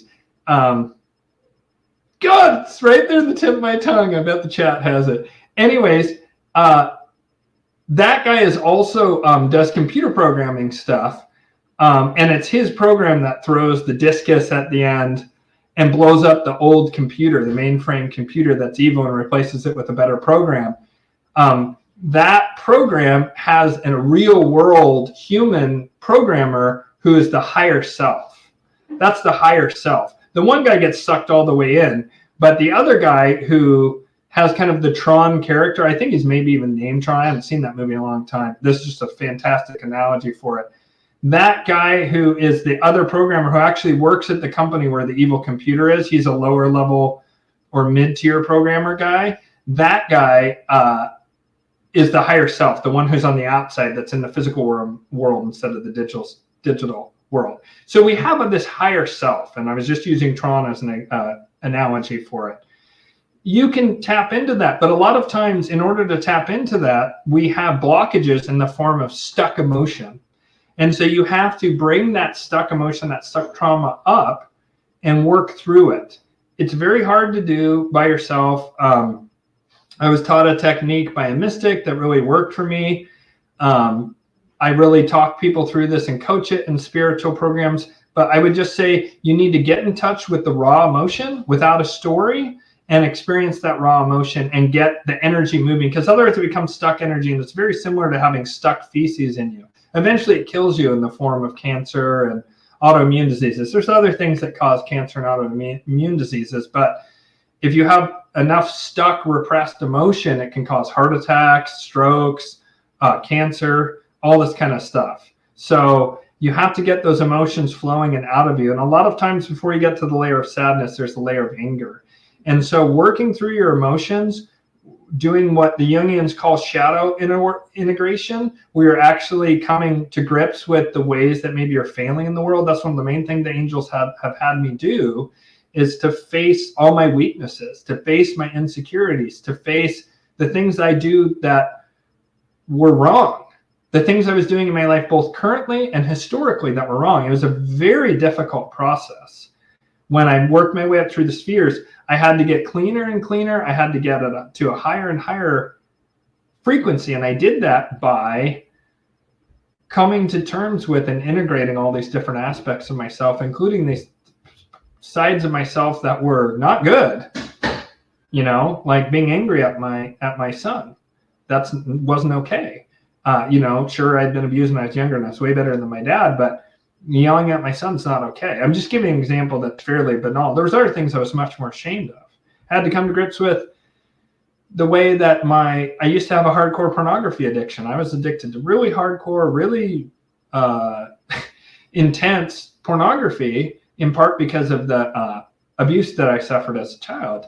And I had to come to grips with that, and I had to heal that within me. I had to heal my relationship with the feminine, including the fact that I had to come to grips with that I was kind of this beta male dark feminine, and I was cozying up to women. Sometimes I'd be bold and I'd go straight forward, and that would work really well. I don't know why I didn't do that all the time, but a lot of times I'd be lacking confidence, and so I wouldn't be bold, and I'd try to cozy up next to women and pretend to be their friend when really I wanted to fuck them, right? Like I wanted to, of course, maybe have a relationship. I don't generally just have sex, but I would want to actually have a relationship with them, but I'd be very physically attracted to them, but I would think they were out of my league or whatever. And I would then not just be honest with them, because I didn't have the self-confidence, and I thought that I would be rejected, and I didn't want to be rejected, right? And so I had to work through all these different foibles I had. And a big part of that process was feeling the emotion of my trauma. And so by feeling the emotion of your trauma, not the story about it, not this person was so bad, not maybe I deserved it, but feeling the raw emotion and letting that transmute and move through you with your own conscious awareness, that is the best thing you can possibly do. Because this is what I tell people: if you have the resources, you need to get food and water and any medicine you might need, get that. as much as you can get within reason. You know, a year's worth is not a bad idea, a few months, because there's going to be chaos. If you don't have those resources, the two things you should do, which everyone should also do, but if you have the resources, do those things I just said. And sure, you can buy gold and silver and have a means to defend yourself and defend your community and family and things like that, right? Point and clicks, right? Stuff that you might need, tools you might need, right? Let's see. But what everyone should do and what everyone can do is get their inner house in order and start reaching out and building community and finding like-minded people. Because if you don't have the resources, you have to have faith that the Most High is saying, don't worry, I got you, right? Some amount of people will choose to be martyrs, and that's a choice they may have. They'll choose to be martyrs, right? But if that's not what you plan on doing, just know that you will move through the chaos. But the way that you move through the chaos unscathed is you get right with yourself. You get right with God, but really you get right with yourself, because you are that manifestation of God. And so that was a very extensive answer, but it's not a simple question. You can't just wake up and take a high frequency pill.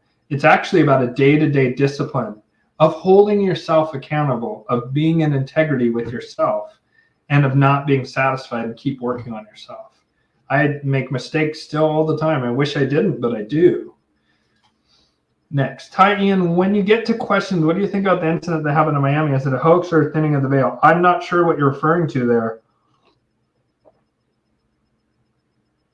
I've been very, very busy recently, and perhaps I missed it. You would have to tell me more. Maybe I heard it and I just don't remember because there's so much stuff going on. Hi Ian, check out the Cat Williams interview on Clay Shay. A nice peek under the Molochian hood in the comedy scene. Huh, okay, I think I heard about this, that Cat Williams called out the pedos. And tip of the hat to Cat Williams if true. But yeah, I'll have to check that out. Thank you, wanted to contribute, but let me know if there's a better way to get the contribution to you directly. Yeah, I'm going to work on alternative routes so that way, because this is insane with Google taking half or more than half, like what the hell, 52% or something. Oh, hey, it's, yeah, Viorka, how you doing? Glad to see you here. Giddy up, mofo. Kicking porn was the best first step I made. Rock on, brother. And I just want to say, for people who are settling with porn, the biggest problem with what I'm about to say is that you almost never can find it by itself. But if you need like some kind of bridge to try and get completely clean, try and find just nude women. Try and find just nude women by themselves. Probably not with like a sex toy going at it, but just a naked woman. Use that as a first step.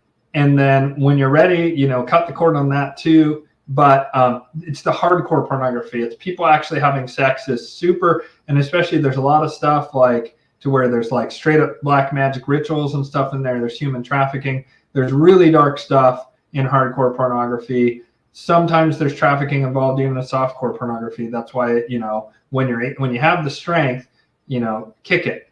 But in the meantime, you've got to stop the hardcore pornography. It's so hard. Believe me, I know. I had a 27-year or 28-year addiction to hardcore pornography due to stuff that happened to me when I was a kid. And a lot of people who struggle with pornography, whether they recall it or not everyone, because it's just very addictive, but a lot of people struggle with it, were abused. I've known a lot of women who were addicted to pornography, and they were abused. And most of the men I know who are really addicted to pornography, not watching it now and then, but really addicted, they have sexual trauma that they may not even recall. I didn't recall mine for a long time. All right. Thanks for the great advice, Ian. Do you think silver and gold will be good to hold this year? Oh, yeah. So for people who are, once you've taken care of, okay, so I said earlier that you should take care of food and water and medicine, and it means tools you might need, including tools to defend yourself and your family, right? Well, be careful on that one. After that, once you have all that taken care of, what everyone must do is taking care of the internal temple and getting right with yourself and God and doing all this inner work. But And then also finding community, finding like-minded people, finding most high vibrating people where possible, you know, or people who are at least aspiring towards that, good, authentic people who are legit. Everybody can do those two things. Most people can like buy themselves rice and beans. If you live in the Western world, you can probably buy rice and beans a few months worth. Sure, it sucks, but not when you're starving. When you're starving, rice and beans is like, hallelujah, right? So get yourself some frickin' rice and beans and some water, right? Start finding, get some storage, you know, get some plastic water bottles and like start having some water storage, right? Almost everybody can do that. Unless you're like super destitute and you're watching this on a broken ass phone and you're a homeless person, you can probably do what I just said. Even if you have a very fixed income, if you're very careful, you can start putting food and water. But let's say you can't do that. Take care of the temple, find like-minded community wherever you can, right? And elders have skills. Maybe you're older. You don't think you remember stuff from when you were a kid that'll be very valuable in the time to come. You might not realize it now, but you ought to start thinking about that. That's another thing people can do is start learning the old ways. Start learning how people survived and start, you know, or learn about certain technologies, skill up. If you're not working and you're on a fixed income, don't just sit around doom scrolling all day. Start learning skills. Start learning herbal medicine. There's so much free information out there. Just don't be paralyzed by the black pill. Take action and start skilling up. And then you'll be, even if you're elderly or disabled or whatever, the nice thing about most Thai people, your people, is we'll take care of you. As much as we can, we'll take care of you, right? So you just have to find your people. So that's something everyone can do. Now, let's say, okay, I'm going to take care of that. And let me tell you, don't just think because you have a bunker and bullets and bullion that you're good to go. If you are like hyper paranoid and angry and have repressed rage because your dad beat you or whatever, and you think you're going to huddle up in a bunker and go, oh, and just be filled with rage, you will attract to you violence. Conversely, people who have no preparation because they're too poor, but have done that inner work, they're going to move through things, especially if they also find like-minded people and start creating community and start skilling up. The more luck favors the prepared, God favors the prepared. So let's say you've got all that taken care of, or you're working on all that rest of that stuff, and you have extra money kicking around. Those of us who are fortunate enough to do that, first things first, stack gold and silver. Gold for portability, silver for upside, and silver for purchases. Gold is to preserve wealth in a concentrated form and be able to quickly move it because it doesn't take up much space at all, and you can have a lot of value. Silver, you want to stack because it has more upside, as in it's going to go up more overall than gold. It's less of a sure thing than gold. It's more speculative. That's why it has more upside. Gold is absolutely certain. I assure you, gold will be part of this financial reset, kind of regardless of who wins. But when the Luciferians win, they're going to have a gold-backed crypto blockchain, it seems. So that's how they're going to reset the economies around gold, right? So gold is a guarantee.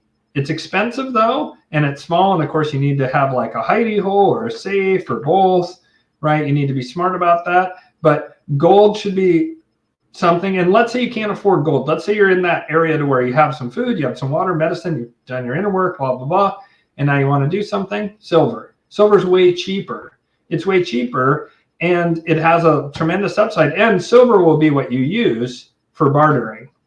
And we're going to need a lot of silver in our community as a way of getting our barter systems going and flowing and getting that money flowing through all the different people in our community, right? So gold and silver, excellent. And then once you have a lot in gold and silver, right? The guys on Black Swan Capital say they're 60 or 70% invested in gold and silver. And I think they're right on the money with those ratios.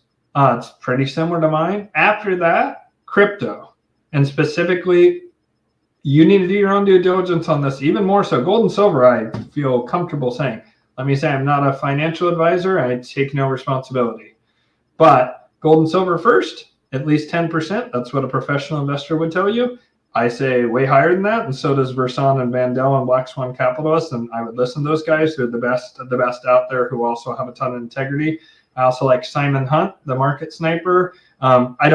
He's just very Luciferian. I don't super care for his vibe, but he's super smart and does good analysis. All those people can give you professional grade advice. They're not financial advisors, but they can give financial, what I forget what they're coaching, maybe they call it. They have a different legal term for it. I'm not any of that, but what I will say is that my research has led me to believe that all the ISO 222 coins, of which XDC, HBAR, XOM, XRP, probably Cardano, and there's a handful more that are that coding language, that they have the interoperability built into them.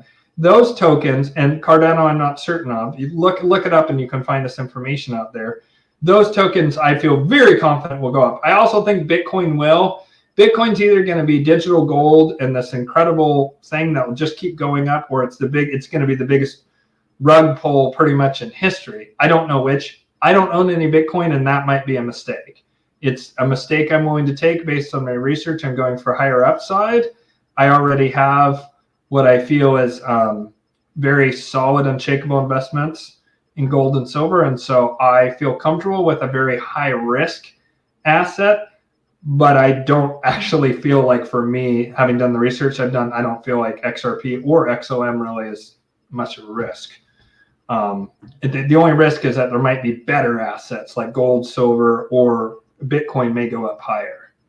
All right, on to the next one. Bankster Rat. Upon death, what's the best approach to avoid being tricked back into reincarnating, avoiding the light tunnel, being suspicious of seeming benevolent enemies, coaxing me back to the prison plan, etc.? I don't buy into that paradigm at all. I do not buy into the paradigm that this is a prison planet. Absolutely not. That's a dark Gnostic, which are the bad guys who run the world are dark Gnostics, by the way, right? Like Sabati and Frankists are one particular school of thought around the Molochians. I do not believe this is a prison planet. I believe that this is a planet where we learn lessons. It can seem like a prison, especially during the Kali Yuga. I'm sympathetic to that, but it is not a prison planet, and reincarnating here, especially at this time, is not a prison sentence. It's actually a super high honor. You should feel honored to be alive at the changing of the yugas, especially the phase shift from Kali Yuga to Dwapara Yuga. Let me ask the angels real quick. May I share that, Archangel Michael? Okay, so if you're incarnating here at this time, you're either a low-level new soul who's just incarnating here basically to be, I guess it's like a first curing of the soul. It's a kind of harsh first lesson, is to be born right now for these little like sort of preschool age souls. They're often referred to as NPCs, or the more dehumanizing thing that I reject. People say that they're soulless. That's not true. Most of these people are just very new souls who are coming into the highest difficulty level. It's like turning a video game easy, no. Normal, no. Hard, no. Ultra hardcore, no. Nightmare mode, yeah. Let's go nightmare mode on our very first time playing this video game. That's what reincarnating right now here at the end of Kali Yuga is. It's the most sophisticated, lying, whatever. They don't stand a chance, but they're incarnating here because they're starting their Kali Yuga cycle. That soul is incarnating right now to start the Kali Yuga cycle, and they won't make it. They're not going to make it, and they're going to end up reincarnating in either the currently unfolding Kali Yuga, because reincarnation does not follow linear time. You can reincarnate back in time. You can reincarnate in the future. Usually you reincarnate within the yuga you're in, apparently, until you sort of figure that yuga out, and then you move to the next one. So there's a bunch of souls that have incarnated right now who are these newbie souls, right, who don't know what they're doing. And we should look at them the same way a PhD physics grad should look at a preschooler, with love and saying, oh, that's really sweet. That's sweet that they think that Santa Claus is real or whatever, right? We shouldn't look down on these people other than if they're like attacking us, we have a right to defend ourselves, of course, but we shouldn't be looking down on them. And so I reject this premise that this is a prison planet.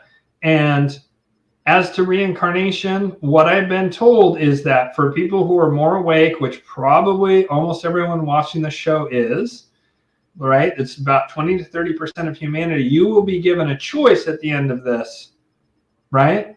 some amount of people will be found worthy to move through to Dwapara Yuga. Of this 30%, that they'll be found worthy to move through the next one. You may even survive to live past this bottleneck event.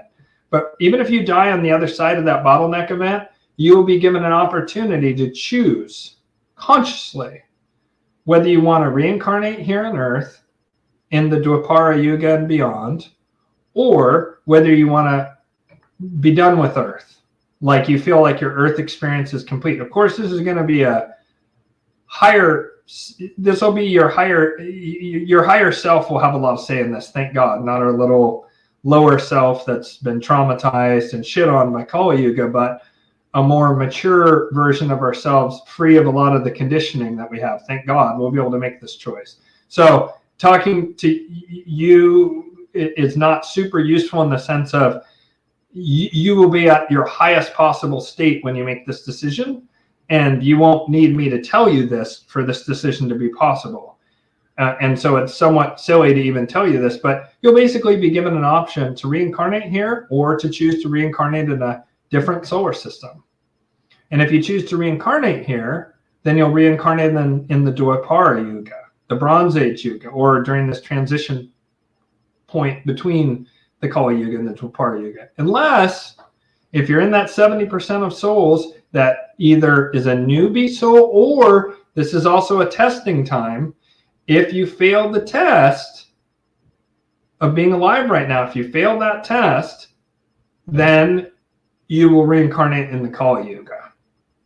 Everybody who's here right now is either getting minted with kind of their first ass kicking, sort of their gangland initiation of Kali Yuga, and they'll reincarnate probably back in time in the Kali Yuga, back 6,000 years ago, or wherever they reincarnate, the middle of the Civil War, the middle of World War I, the Black Plague in Europe or China, right? You know, some kind of nightmare circumstance, Sudan during the genocide, whatever. Like, who knows what wonderful delights Kali Yuga has in store for those poor bastards.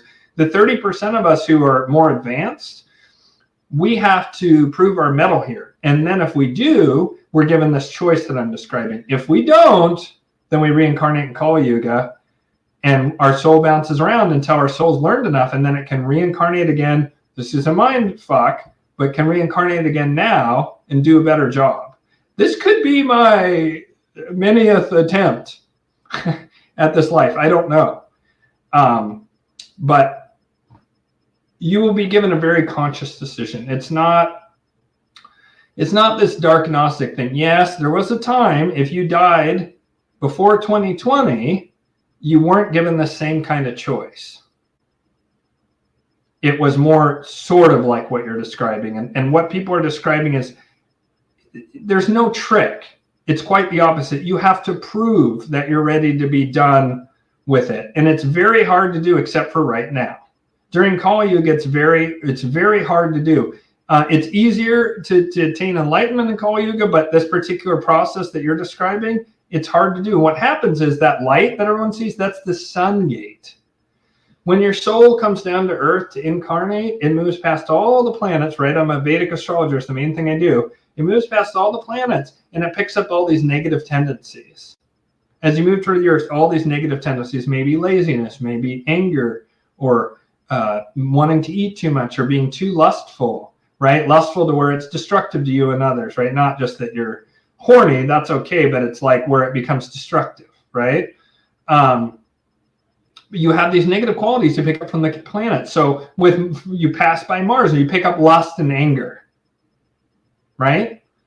And the same thing happens to all the planets. And then the process is healing from all those negative ones. That's actually kind of the easy work. What's much harder for most people is to recognize the gifts they have are not their own, they're from God. So all the positive traits you got from the planets, intelligence from Mercury, or being magnanimous from Jupiter, you need to recognize that, yes, you're being generous or whatever, and that's okay. And it's okay to feel happy and pleased about that. But if you start being like, I'm the most generous man around, I'm so generous, and you start to identify with that, that also becomes a trap. And so what you have to do is you have to go back through, starting with the Sun gate, and then the final gate's the Saturn gate, which is the hardest one. And who rules this era? Moloch. What's Moloch? the lower aspect of Saturn. So Moloch is the final judge in the Kali Yuga during any time other than right now. It's very different right now. It's actually Lucifer's the judge of this particular era to see if you are ready to go through to the next era. If you beat the Lucifer level and you got to the most high level, then Lucifer's like, oh yeah, you totally won. Like, he can't deny it. He can't deny it in this occupation, just as Moloch can't deny someone who managed to go through all the different gates. And what you have to do is you have to heal. You have to heal from all these foibles you have, and you also have to ascend. You have to, while still embodying those good traits, disidentify with them and recognize that it's grace moving through you. And when you recognize it's grace moving through you and you detach from it, then you can go through all those gates. Fortunately, nobody listening to this has to worry about that, because that's not what's going to happen this time around. When people die now, post 2020, because that's a temporal marker, anyone who dies from 2020 on is either going to be automatically, I guess one way of putting it is doomed to reincarnate in the Kali Yuga, or they're not done with the Kali Yuga module of the soul's journey, and they got to learn some more, right? And these are mostly people who are doing actively bad stuff. So probably if you're watching this channel, you're probably not one of these people where there's much risk of this. You're almost certainly in this other category of where you can reincarnate in the Dwapara Yuga, or you can decide that you're done with this solar system. Like, you're kind of like, okay, I'm done with the Earth realm. There's also a third option. Some small amount of people will, very rare, this is by far the rarest category. This is like less than 1%. It's almost irrelevant. Perhaps someone watching this will be relevant with. Some amount of people will become, and this is on the extremes, an evil spirit, right? Like a demon. Like some of the really nasty Molochians will end up becoming demons after this. They won't have a choice in that. They'll just become it. That's a sentence rather than a choice. But some tiny sliver of people on the good side will have the choice to be an ascended master, an angel, very rare, both of those exceedingly rare, a demigod, that's a little more common actually, and probably those are the only categories that any human being could elevate to in these like layers of evolution. I know those three exist. I don't know if anything beyond that. I don't think anyone currently living could become a deity. That's very rare that happens, and usually there's a long period of demigodhood before one becomes a deity. Like, the only deity that I'm aware of that we have any record of is Yeshua became a deity. Yeshua is now a full-blown deity into and of himself. He rocketed from demigod status to deity status not long after his death. But I mean, like, that's a heady example. So I doubt there might be one or two people that would become some sort of deity, but I kind of doubt it. I just don't think that's very likely. But the ones I've been told for sure are going to happen is some amount of people will be demons. Some amount of people will be offered to become angels. Some amount of people will be offered to become ascended masters. And more common than those two is demigods, because demigods can be just really powerful humans, that they reincarnate as really powerful humans over and over again. They can sometimes exist as astrally, or sometimes they incarnate as very powerful humans. And I'm talking incredibly powerful. Think people who are worth billions as kind of like the entry, right? And if they're worth billions, they're unimaginably powerful consistently for a long period of time. Like, they run some intelligence agency one tier below the director for like 30 years, right, of a major power like the United States. Like that, presidents are sometimes or often bordering on demigod status of an incarnated demigod. So it's not as great as it sounds, because a big part of it is being in a struggle with other demigods. Over demigods to a certain degree determine the fate of the world, kind of. They just have a major sway. Like, they're learning lessons at a higher level around power, particularly. And so people who have elevated to a certain level and are shown that perhaps they can have power, but of course a lot of demigods fail. A lot of the people who are about to become demons are demigods. they're about to turn into demons. They have failed utterly during the Kali Yuga, and they're going to be turned into demons and have to suffer that for a long time. I don't know how long. I know it's thousands of years minimum, and I think it could be tens of thousands. I'm not sure. It could be till the next Kali Yuga, so 26 or 20,000 years from now. It's a very long period of time. So that was a very lengthy answer. Hopefully that was interesting to you. Chaos Rona, much love all. Much love to you, brother. Ben Taylor, hey Ian, I'd love to hear your take on the Great White Brotherhood. Great question, Ben. They are in the additional fourth. I can't remember that guy's name. That poster is going to be so mad at me. There's someone who's a paid subscriber, and he keeps wanting me to do a non-dual episode. That's the non-dual group. They actually, I believe, pull the puppet strings of really all three factions, but especially the Luciferian and Molochians, since those are the dominant factions for the past 6,000 years. The Great White Brotherhood pulls the strings on those people and pulls the strings on the good guys. The Great White Brotherhood, which is just one name for them. And I don't mean there's a bunch of people who claim to be the Great White Brotherhood the same way you get a message in your email box. Do you want to be a member of the Illuminati? That's not the real Illuminati, bro. I hope you realize that that person asking for $200 for Illuminati membership fee is not, in fact, the real Illuminati. They don't really need your $200 donor fee, bro. But that scam artist claiming to be Illuminati certainly does. So there's tons of people who claim to be the Great White Brotherhood. The real deal, right? The 7 immortal sages in the Himalayas and Shambhala, that, that's who is the leader of the so-called Great White Brotherhood. That is real, and those are that's the non-dual group. They're beyond good and evil, and they're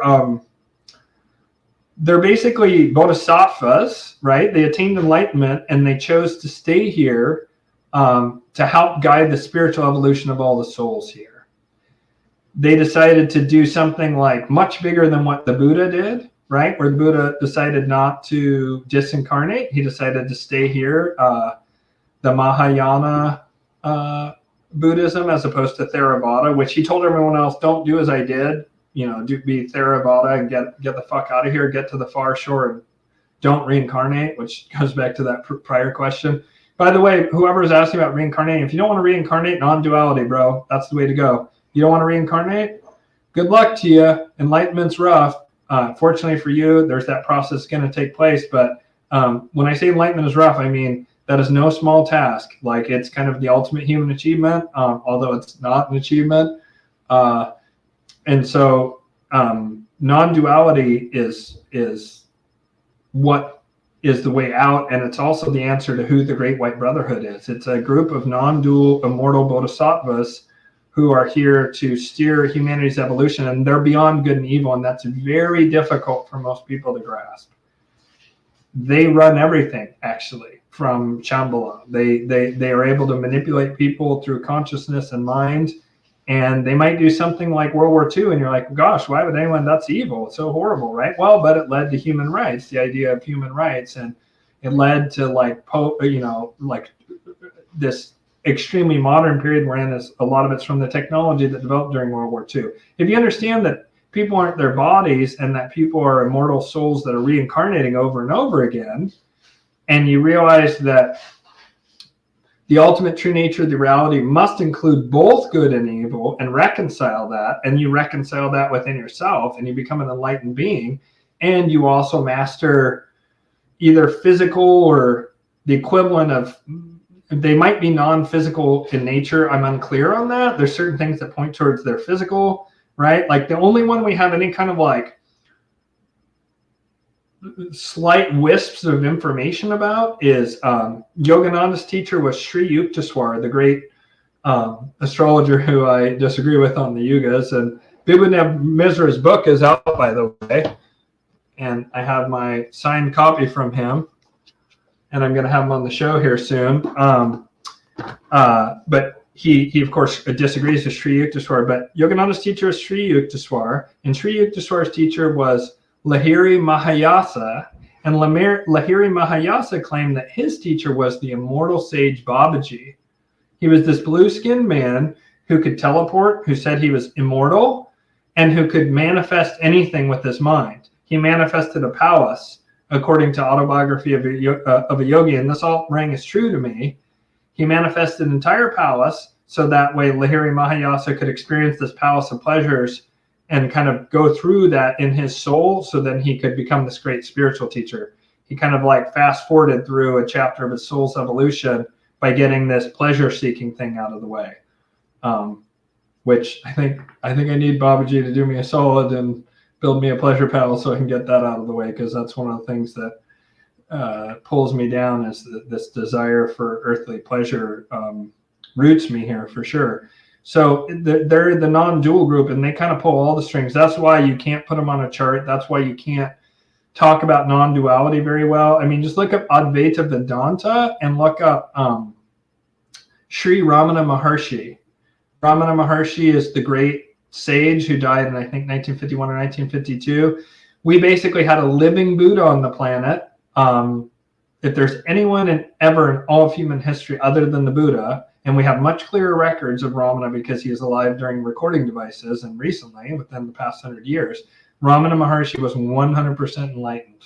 He had achieved a non-dual state of consciousness, 100%. And he is probably at a demigod status at this point. But the non-dual people, they don't, calling them a demigod isn't even really accurate, because they're beyond this world in a lot of ways.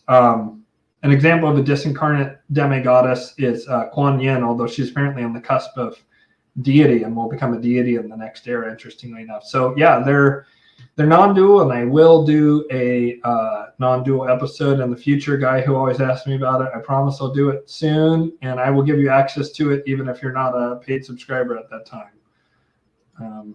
I'd like to do it for people who are paid subscribers, though, the few who do that. I haven't kept up on any of those benefits or anything like that. I just been too busy. I see it. Yes. Bid's good. Yes. Everyone loved that. Isn't it awesome? Isn't it just perfectly follow the contours of the shadow war, that Trump thing?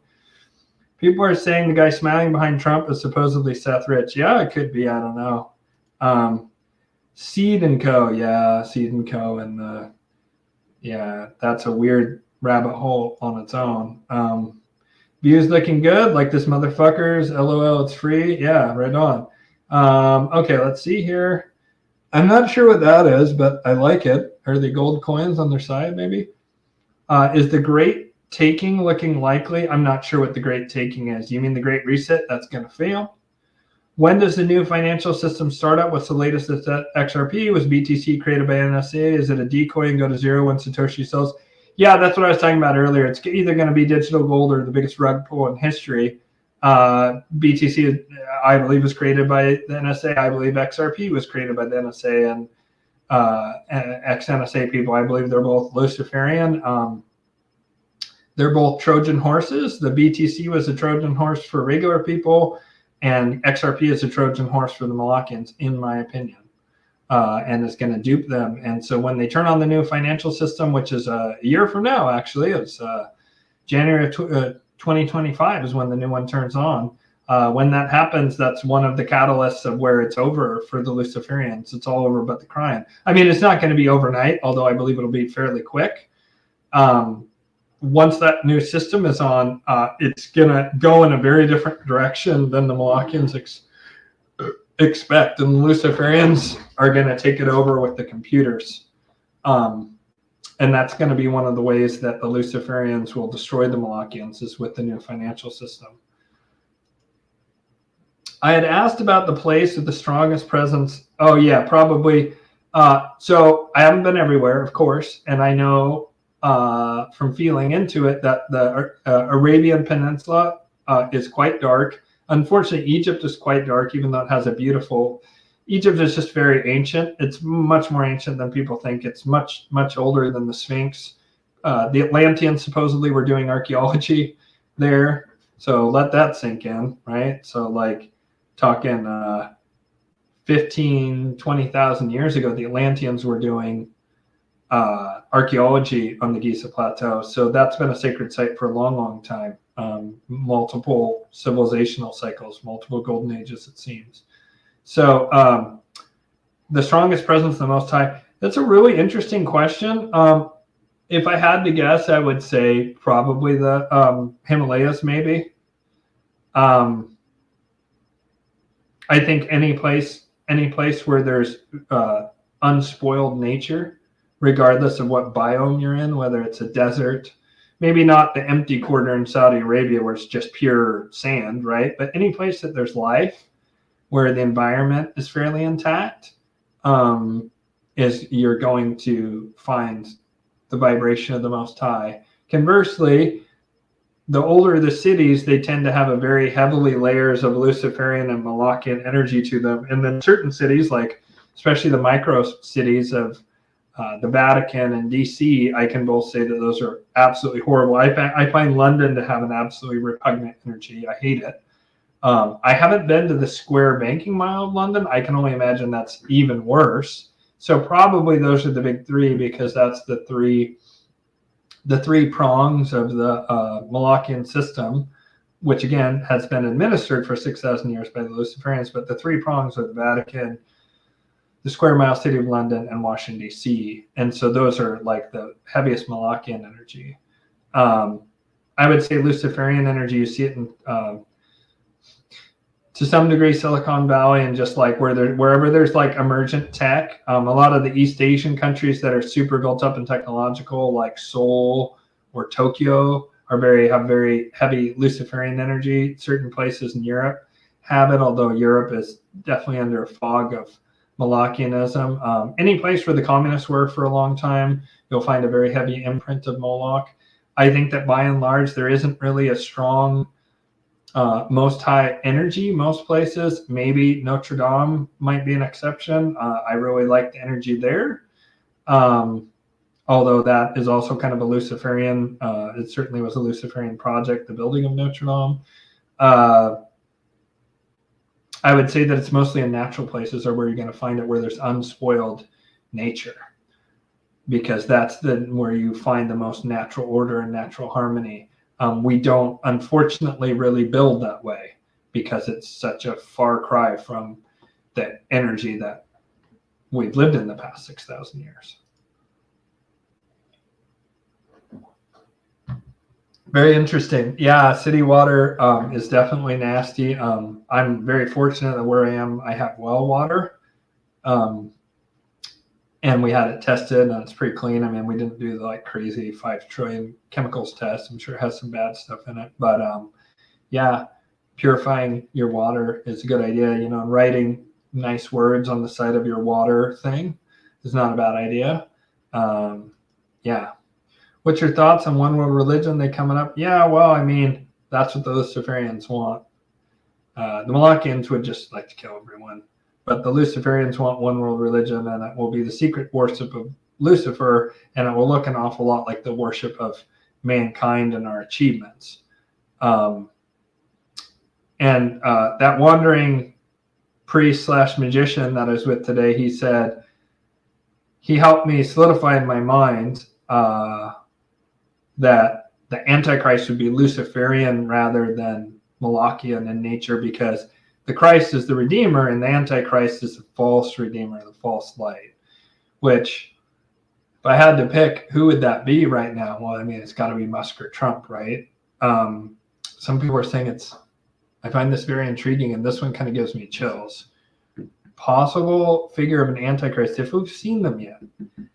They've got to be someone who's very charismatic and loved by a lot of people, right? Which, if you don't know about him, you're not going to have a feeling one way or the other. And he may not yet be ready to shine his charm on everyone. But some people say Muhammad bin Salman, because he very closely fits the Nostradamus, that Nostradamus prophecy of Mabus. If you just drop the A and the U, you get MBS, Muhammad bin Salman. Fascinating. I don't know, but that one is a new entrant into the field of potential Antichrist. You know, I thought Obama might be the Antichrist a number of years ago because he was so revered by so much of the world at one point in time. It could be that Trump is there like a year or two from now. You know, like if he has this big comeback and he kills all the pedos and stuff, right? And of course, if the Antichrist is Luciferian, like, is there really anyone more Luciferian than Trump? Because Lucifer's core trait being narcissism. Like, look at that video I showed earlier. Sure, there was all that cool stuff about JFK and we're coming for you, pedos and New World Order globalists, right? which is like, yeah, get him, Trump. But fully half of that video is Trump like, pardon me, guys, I've been doing some deep yogic exercises in order to get all the way down there and blow myself. Like, so much of that video is Trump just filleting himself to an absurd degree that is just like makes me chuckle when I watch it. Again, I'd like Trump, but you know, I certainly don't trust Trump at all. And anyone who does is an idiot, in my opinion. Well, okay, that's mean, but anyone who does, you may want to reconsider placing your trust in that man, other than seeing him as a means to an end. If you're like, hey, let's hang them pedos and get rid of the Molochians, well, Trump might be your best bet for that. But that's very different than thinking Trump is your friend. Very different indeed. Jeff Bridges, Jesus Christ. Thank you. It was like an hour late, but thank you, Brent. Yes. Jeff Bridges and Bo Bridges was who I was trying to think earlier in the movie, Big Lebowski, and more importantly, Tron. And someone else said Jeff Bridges, so I'm clearly an hour behind in the chant. I guess that explains why I'm so tired. Non-stop dreams, sort of looking forward to the energy of the dragon year, though. Yeah. Yep. Yeah. My awesome client who I just met today, she is like a really powerful dream prophetess and also does a lot of work in the astral realms. And so, yeah, a lot of people, again, if you're sleeping and you're getting like solid sleep and you wake up and you're like almost tired than when you got up, it's different if you sleep like 14 hours and then you have that overtired energy. What I'm talking about is you'll wake up and you'll just be like, man, did I even hit the pillow? Like, did I sleep at all? You know, and I'm not talking about if you drank too much or some kind of extenuating circumstance. I'm talking about all the factors were there for you to get a big good night's rest, but then you wake up like almost more tired than when your head hit the pillow.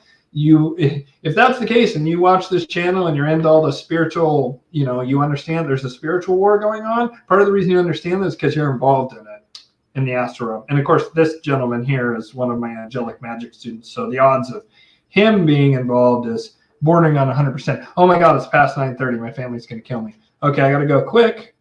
Does it mean the energies exist externally independent? Thanks, Brother Wings True. I'm sorry, I'm not going to be able to answer most of these. I'm just looking to see if anyone else paid. And okay, so nobody else did that. So I'm going to try and breeze through these. Are we spiritually affected by external energies when we're unconscious? Does it mean energies exist? How to avoid it while asleep? I think that we're yes. The short answer is yes.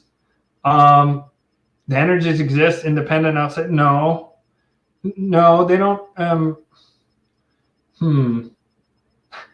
This would take forever to even attempt to crack at. These are ultra deep questions, and so tip of the hat for you for such deep questions. But I'm probably not the best person to ask this kind of question. There's a guy who does talks on Ramana Maharshi. This Australian guy looks like a wizard gnome guy. He pops up my feed. If you just look into it, he's been putting out a lot of stuff. I think it's called Sri Ramana Maharshi Talks or something. Ask him that question. In fact, like any of your non-dual questions, there's people out there who are non-duality experts. I'm a relative neophyte compared to many. If you just look up talks and Ramana Maharshi, you'll find, I'm not saying you're practical non-duality. I get that you're at a more advanced level. I mean, look at your name. Obviously, you've explored this topic a lot. But that guy is at an extremely high level of understanding of Ramana Maharshi, and he would be a perfect person to ask this. That's too deep a question. Even if I got this an hour ago, that's just too deep. That's what she said. So how about bringing that from non-duality down to a very grounded material level? Thanks, Brother Rings True. Awesome. I'm just going to breeze through with the angels. When you say the angels told me, how does this guidance come through for you? Great question. I either channel it, or sometimes the angels appear to me unbidden. A few weeks ago, the angel said, hey, are you ready for this big new responsibility? And I said, okay. And then they said, okay, when I accepted it. And 2 days later, a friend randomly connected me with someone who I'm going to have to sign a non-disclosure agreement actually with this family. Let's just say that everyone in the West would know this family just by last name alone. They're that famous. The woman is from this like incredible, powerful bloodline. And she is like a really good person there to redeem it. And so the angels told me that I was going to meet someone exactly like that. 2 days later, it happened. So that was the angels just, appeared in front of me. A lot of times I ask Raphael or Michael or Raziel or Metatron. Those are the 4 archangels I work with the most. And then twice a week, I do a very lengthy, it can be anywhere from 40 minutes to sometimes 2 or 3 hours. That doesn't happen much anymore. There was times when I was doing 44-day straight rituals with the seraphim and so forth. But once I worked my way all the way through and then had to do all kinds of work with the seraphim, now I just do a very quick move through all the way up to the seraphim. And then I commune with the seraphim for some period of time. And usually the different levels of angels have different messages for me. And so like I very often, but not always, talk to Metatron when I'm going my way up, or the virtues tell me stuff, or the dominions tell me stuff, or the seraphim tell me stuff as I do this twice a week, very extensive communing with the angels. There's other times where I'm just like, hey, Metatron, or hey, Archangel Michael. Thank you, angels. I didn't make it clear that I was just talking there, and so they both went boom. And so I just feel their energetic presence, and then they communicate with me telepathically or sometimes through like clairvoyant visions. And then also I can do channeling, and that's where I have to put myself in a liminal state, and I actually go into sleep paralysis, which can be quite painful when I get done with this. And I allow the angels to enter me. It's very risky. Be very careful. I would just say don't channel. I would just say don't channel. I'm very, very lucky. I'm very, very lucky. It's just the grace of the Most High that I haven't really badly damaged myself with some of the channeling I did when I was first starting. Really stupid in retrospect. I just was pure grace of God that I got out of that without real damage being done. It's incredibly risky, but now I'm at a level where it doesn't, the risks are pretty low, and I always invoke the angels and stuff like that. And like, I know them by their fruits. They always tell me stuff that is helpful to me and uplifting and harmonious, but it comes to me in many different forms is, I guess, the answer to that question. All right, I'm going to try and go through late class rewatch in the beginning later. Awesome.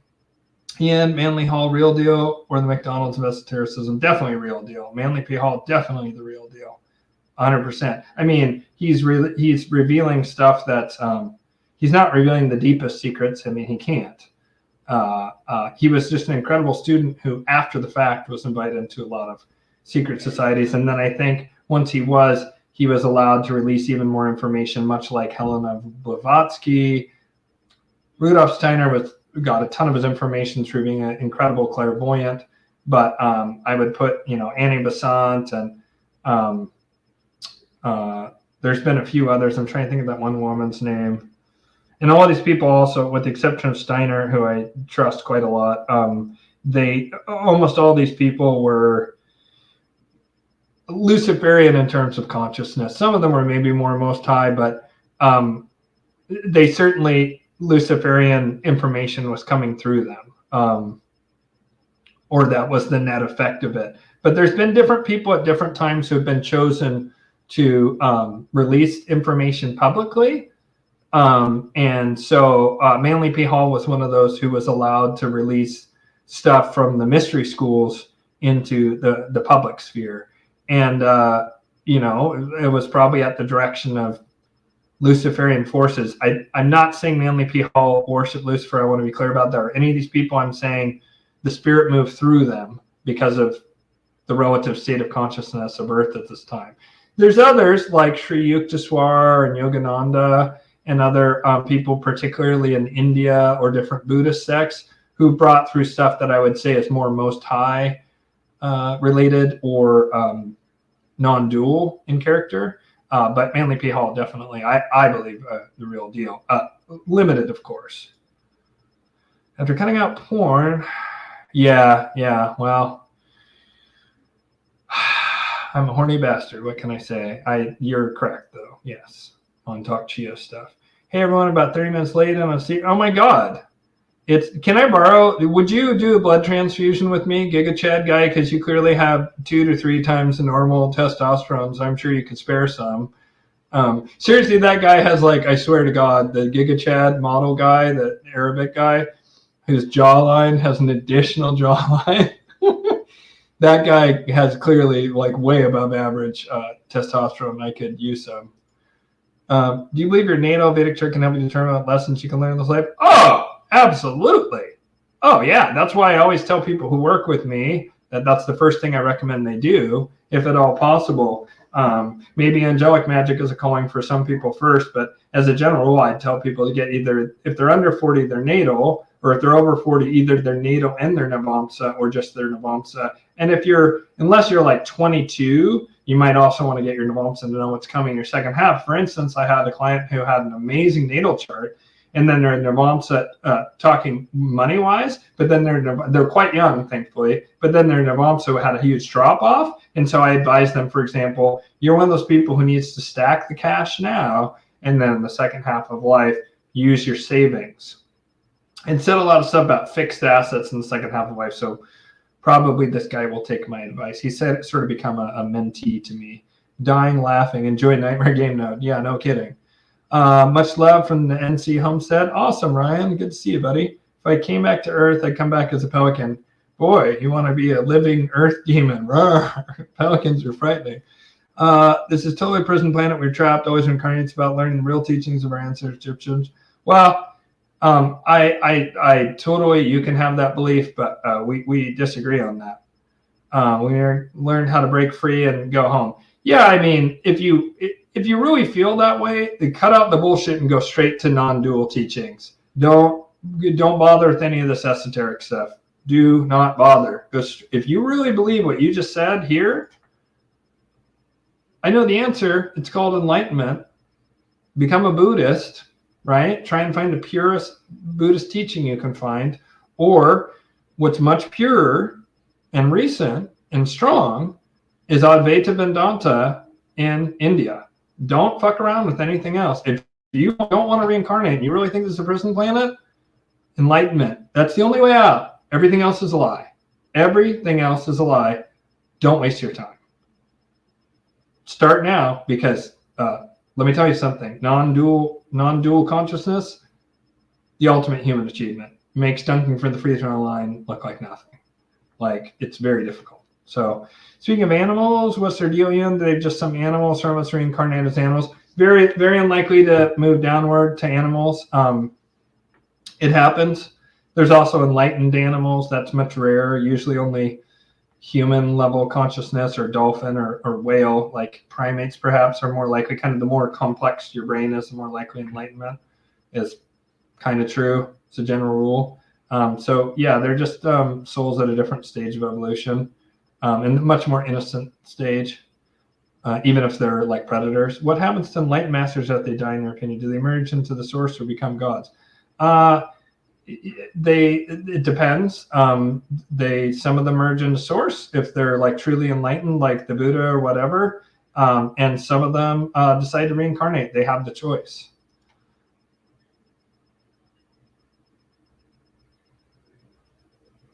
Yeah, see, so to me, that this idea that we're gods as opposed to we are God, it sounds different.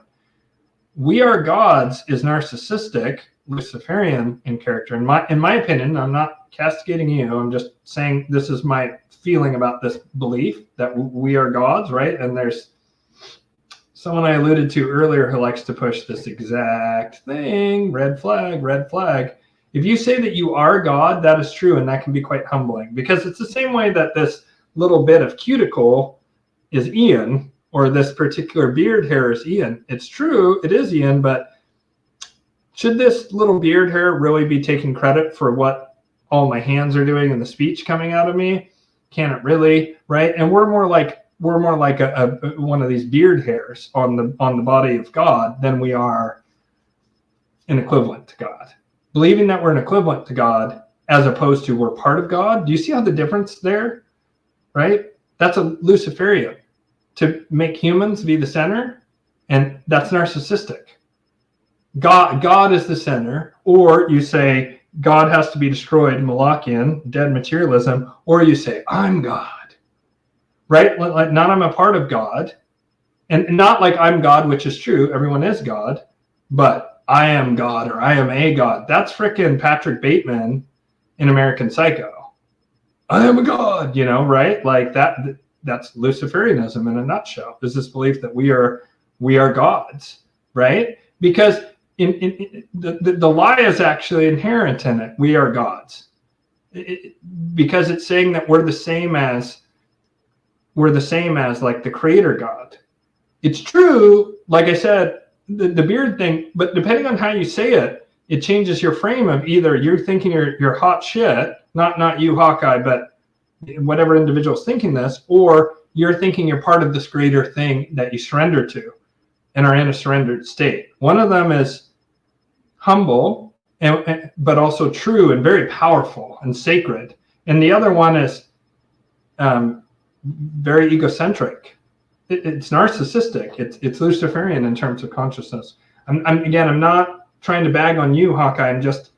I do want to address those concepts that were rattled off there, because I think they're, in my estimation, they're damaging beliefs that are self-limiting beliefs that trap us into a lower state of consciousness. That's just my opinion, though, and you're very entitled to yours, and I could be wrong on it. That's just what I think. Holdover from Twitch. We have no waving, glow sticks, and cheering emotes in YouTube. Oh, nice. The great thing is when they collapse the debt system, the central banks collect the collateral. Oh, yeah, well, that's going to be one of the things that kicks off the final fight, is that sort of stuff. I assume that person's trolling, so I'm just not even going to respond to that. Obviously, are you trying to get me a strike against me on YouTube? I've addressed this many times on this channel. Let's just say there are certainly rare and dangerous complications to this, right? And the rarity on that is very debatable. And I would not get them, no. I would choose not to.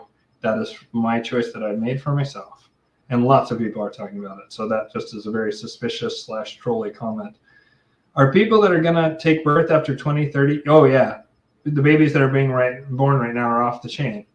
The babies that were born 10 or 15 years ago were incredible compared to the babies that were born. I mean, each new generation is like they just get more and more powerful beings are able to come through because the collective vibration is raising. And so someone with a much higher vibration can be incarnating now. So yeah, and actually all the babies being born right now, they're babies in terms of their physical body, but the physical body is just an anchor for the astral body.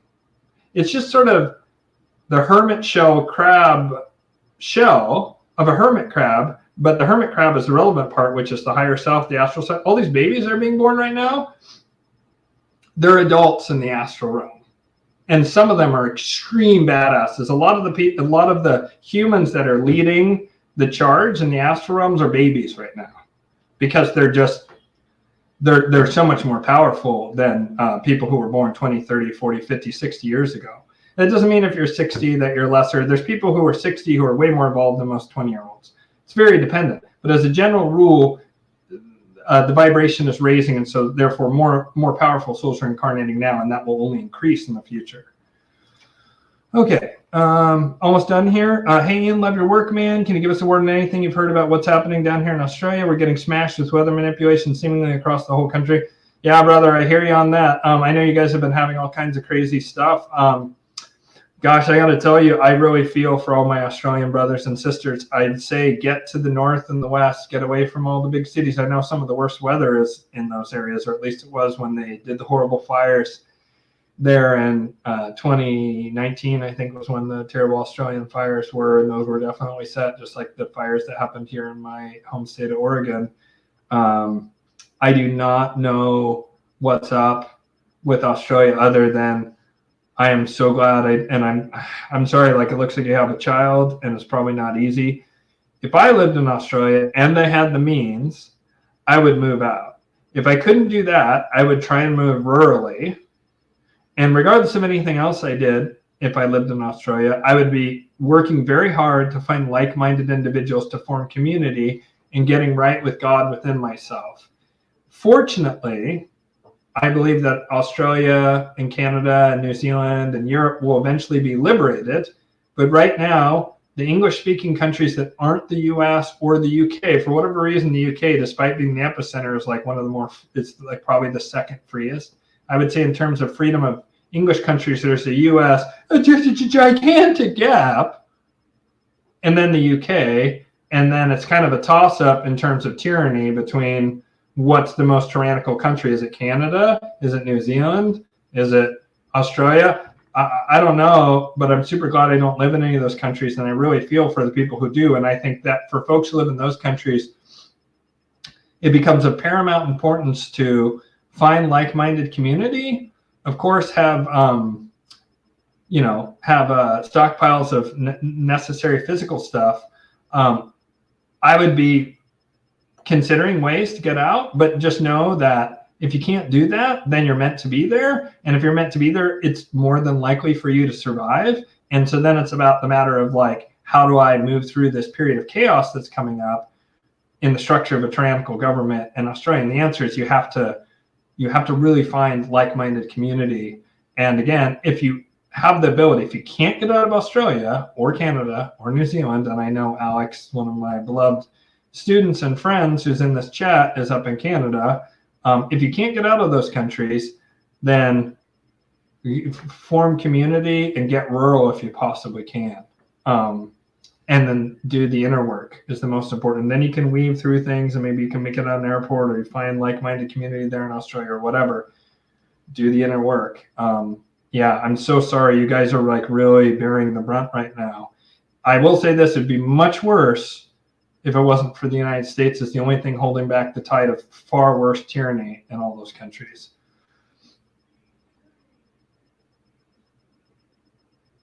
Advaita Vedanta is far superior to Gnosticism, in my opinion. Gnosticism super watered down Hinduism or Buddhism, in my opinion. And it's warped, and there's so much dark Gnosticism out there. I mean, the evildoers are dark Gnostics. They believe this world is illusion, and that the true God is behind it, and they have to commit blasphemies to access that true God. And it's true in a weird sense, not that it's the true God, but that they have to do those blasphemies in order to be in contact with Moloch, or the dark aspect of the demiurge, or whatever you want to call it. The reason Advaita Vedanta is purer than Buddhism is because you can listen to some amount of talks from Ramana Maharshi, or you can actually read his words faithfully recorded, and you can have confidence they're faithfully recorded. Or Nisargadatta Maharaj, which is those books right there, I Am That. That is another teacher that I can vouch for pretty much absolutely. And there's a number of others. There's also he had a man who did translation for him, who actually used to be a banker, named Ramesh Balsekar, and he appears to have also been enlightened. There's a living man right now that I can recommend to people, David Waldman. He's in Portugal now. He used to live in Portland. I actually met him, and I feel comfortable vouching for that he's full-blown enlightened. I actually was thinking about having him on the show. I don't think it would work, because non-duality is not about the mind. It's about stilling the mind. It's about stilling the mind and the ego and totally reconciling them in your true essence of being. If the Buddha lived in the past 80 years and someone was able to record the Buddha, I would have perhaps more faith in Siddhartha Gautama's words, right? But we don't have a faithful translation for sure. Like everything, just like with Yeshua, everything kind of got down on paper about a century later or more. Right? Like there's I'm not aware of any documents that exist that are, 2,500 years old and are like, were written down at the time of the Buddha. And there certainly wasn't anyone recording them. There are recordings of Ramana Maharshi, and David Waldman is a living man who lives in Portugal right now. I feel comfortable saying that man is enlightened. He's probably the only person I can vouch for that. Eckhart Tolle may be, but I do question that he's friends with Oprah. I found his book, whatever it was called, not A New Earth, but the one before that. The Power of Now was very helpful to me. But David Waldman, I'm not aware of any scandals involving him. He has not sought fame. He has not sought wealth. I sat with him and meditated with him many, many times. David Waldman. If you want to learn from a living master, take courses from him. He's alive. You can learn from him, and he radiates pure consciousness. Go to Portugal and sit with him. That's what I would tell you. But if you want to study it, Ramana Maharshi is the source. That's the headwaters, really. In fact, Ramana Maharshi came to David Waldman, and that's how he became enlightened, and he didn't know who Ramana Maharshi was when this little man who was a miniature version of Ramana Maharshi came to him, and then years later he found out that that little man that was his guru was Ramana Maharshi, and I absolutely believe he's telling the truth. There's just not a hint of ego in that man. He's a bit odd, but what would you expect from someone who's operating at a completely different level of consciousness? So yeah, American Psycho and Fight Club are extremely Luciferian, absolutely. What was the occult intent on 9/11 ritual? Great question. So if you were here earlier in the day, there's many, many layers to it, but if you're here at the beginning of this, and I got to be done as soon as this question, I think. They blew up the Twin Towers. That was the symbol of Gemini. When Moloch took over for Lucifer, it was at the end of the age of Gemini. It was the beginning of the age of Taurus. It was an attempt by the Molochians to assert dominance over the age to come. But there was a bunch of Luciferian activity in the midst of that as well. And like, for example, the guy who falls upside down and does the hanged man, that is inverting what the Molochians were attempting to do, actually. And they also, there's other stuff. Have you said that? I have not, but that would be interesting. That's a very good point. I think I have his chart though. Ironically, building housing in this northern land of Moloch ready for the end of days. I know, Alex. I have total faith that you'll make it through, or maybe you'll come out Oregon way at some point with your family. Who knows? All right, everyone. Much love. I need to go. It's 10 o'clock. My family's going to kick my ass as soon as I get off. So if I'm not on for a couple of weeks, I'm probably recovering from the beatdown I get for going a half hour over. So, all right. Much love, everyone. Special thanks to Daniel Smith, to Dodie, and to Giddy Up Mofo. Thank you so much. Much love, everyone.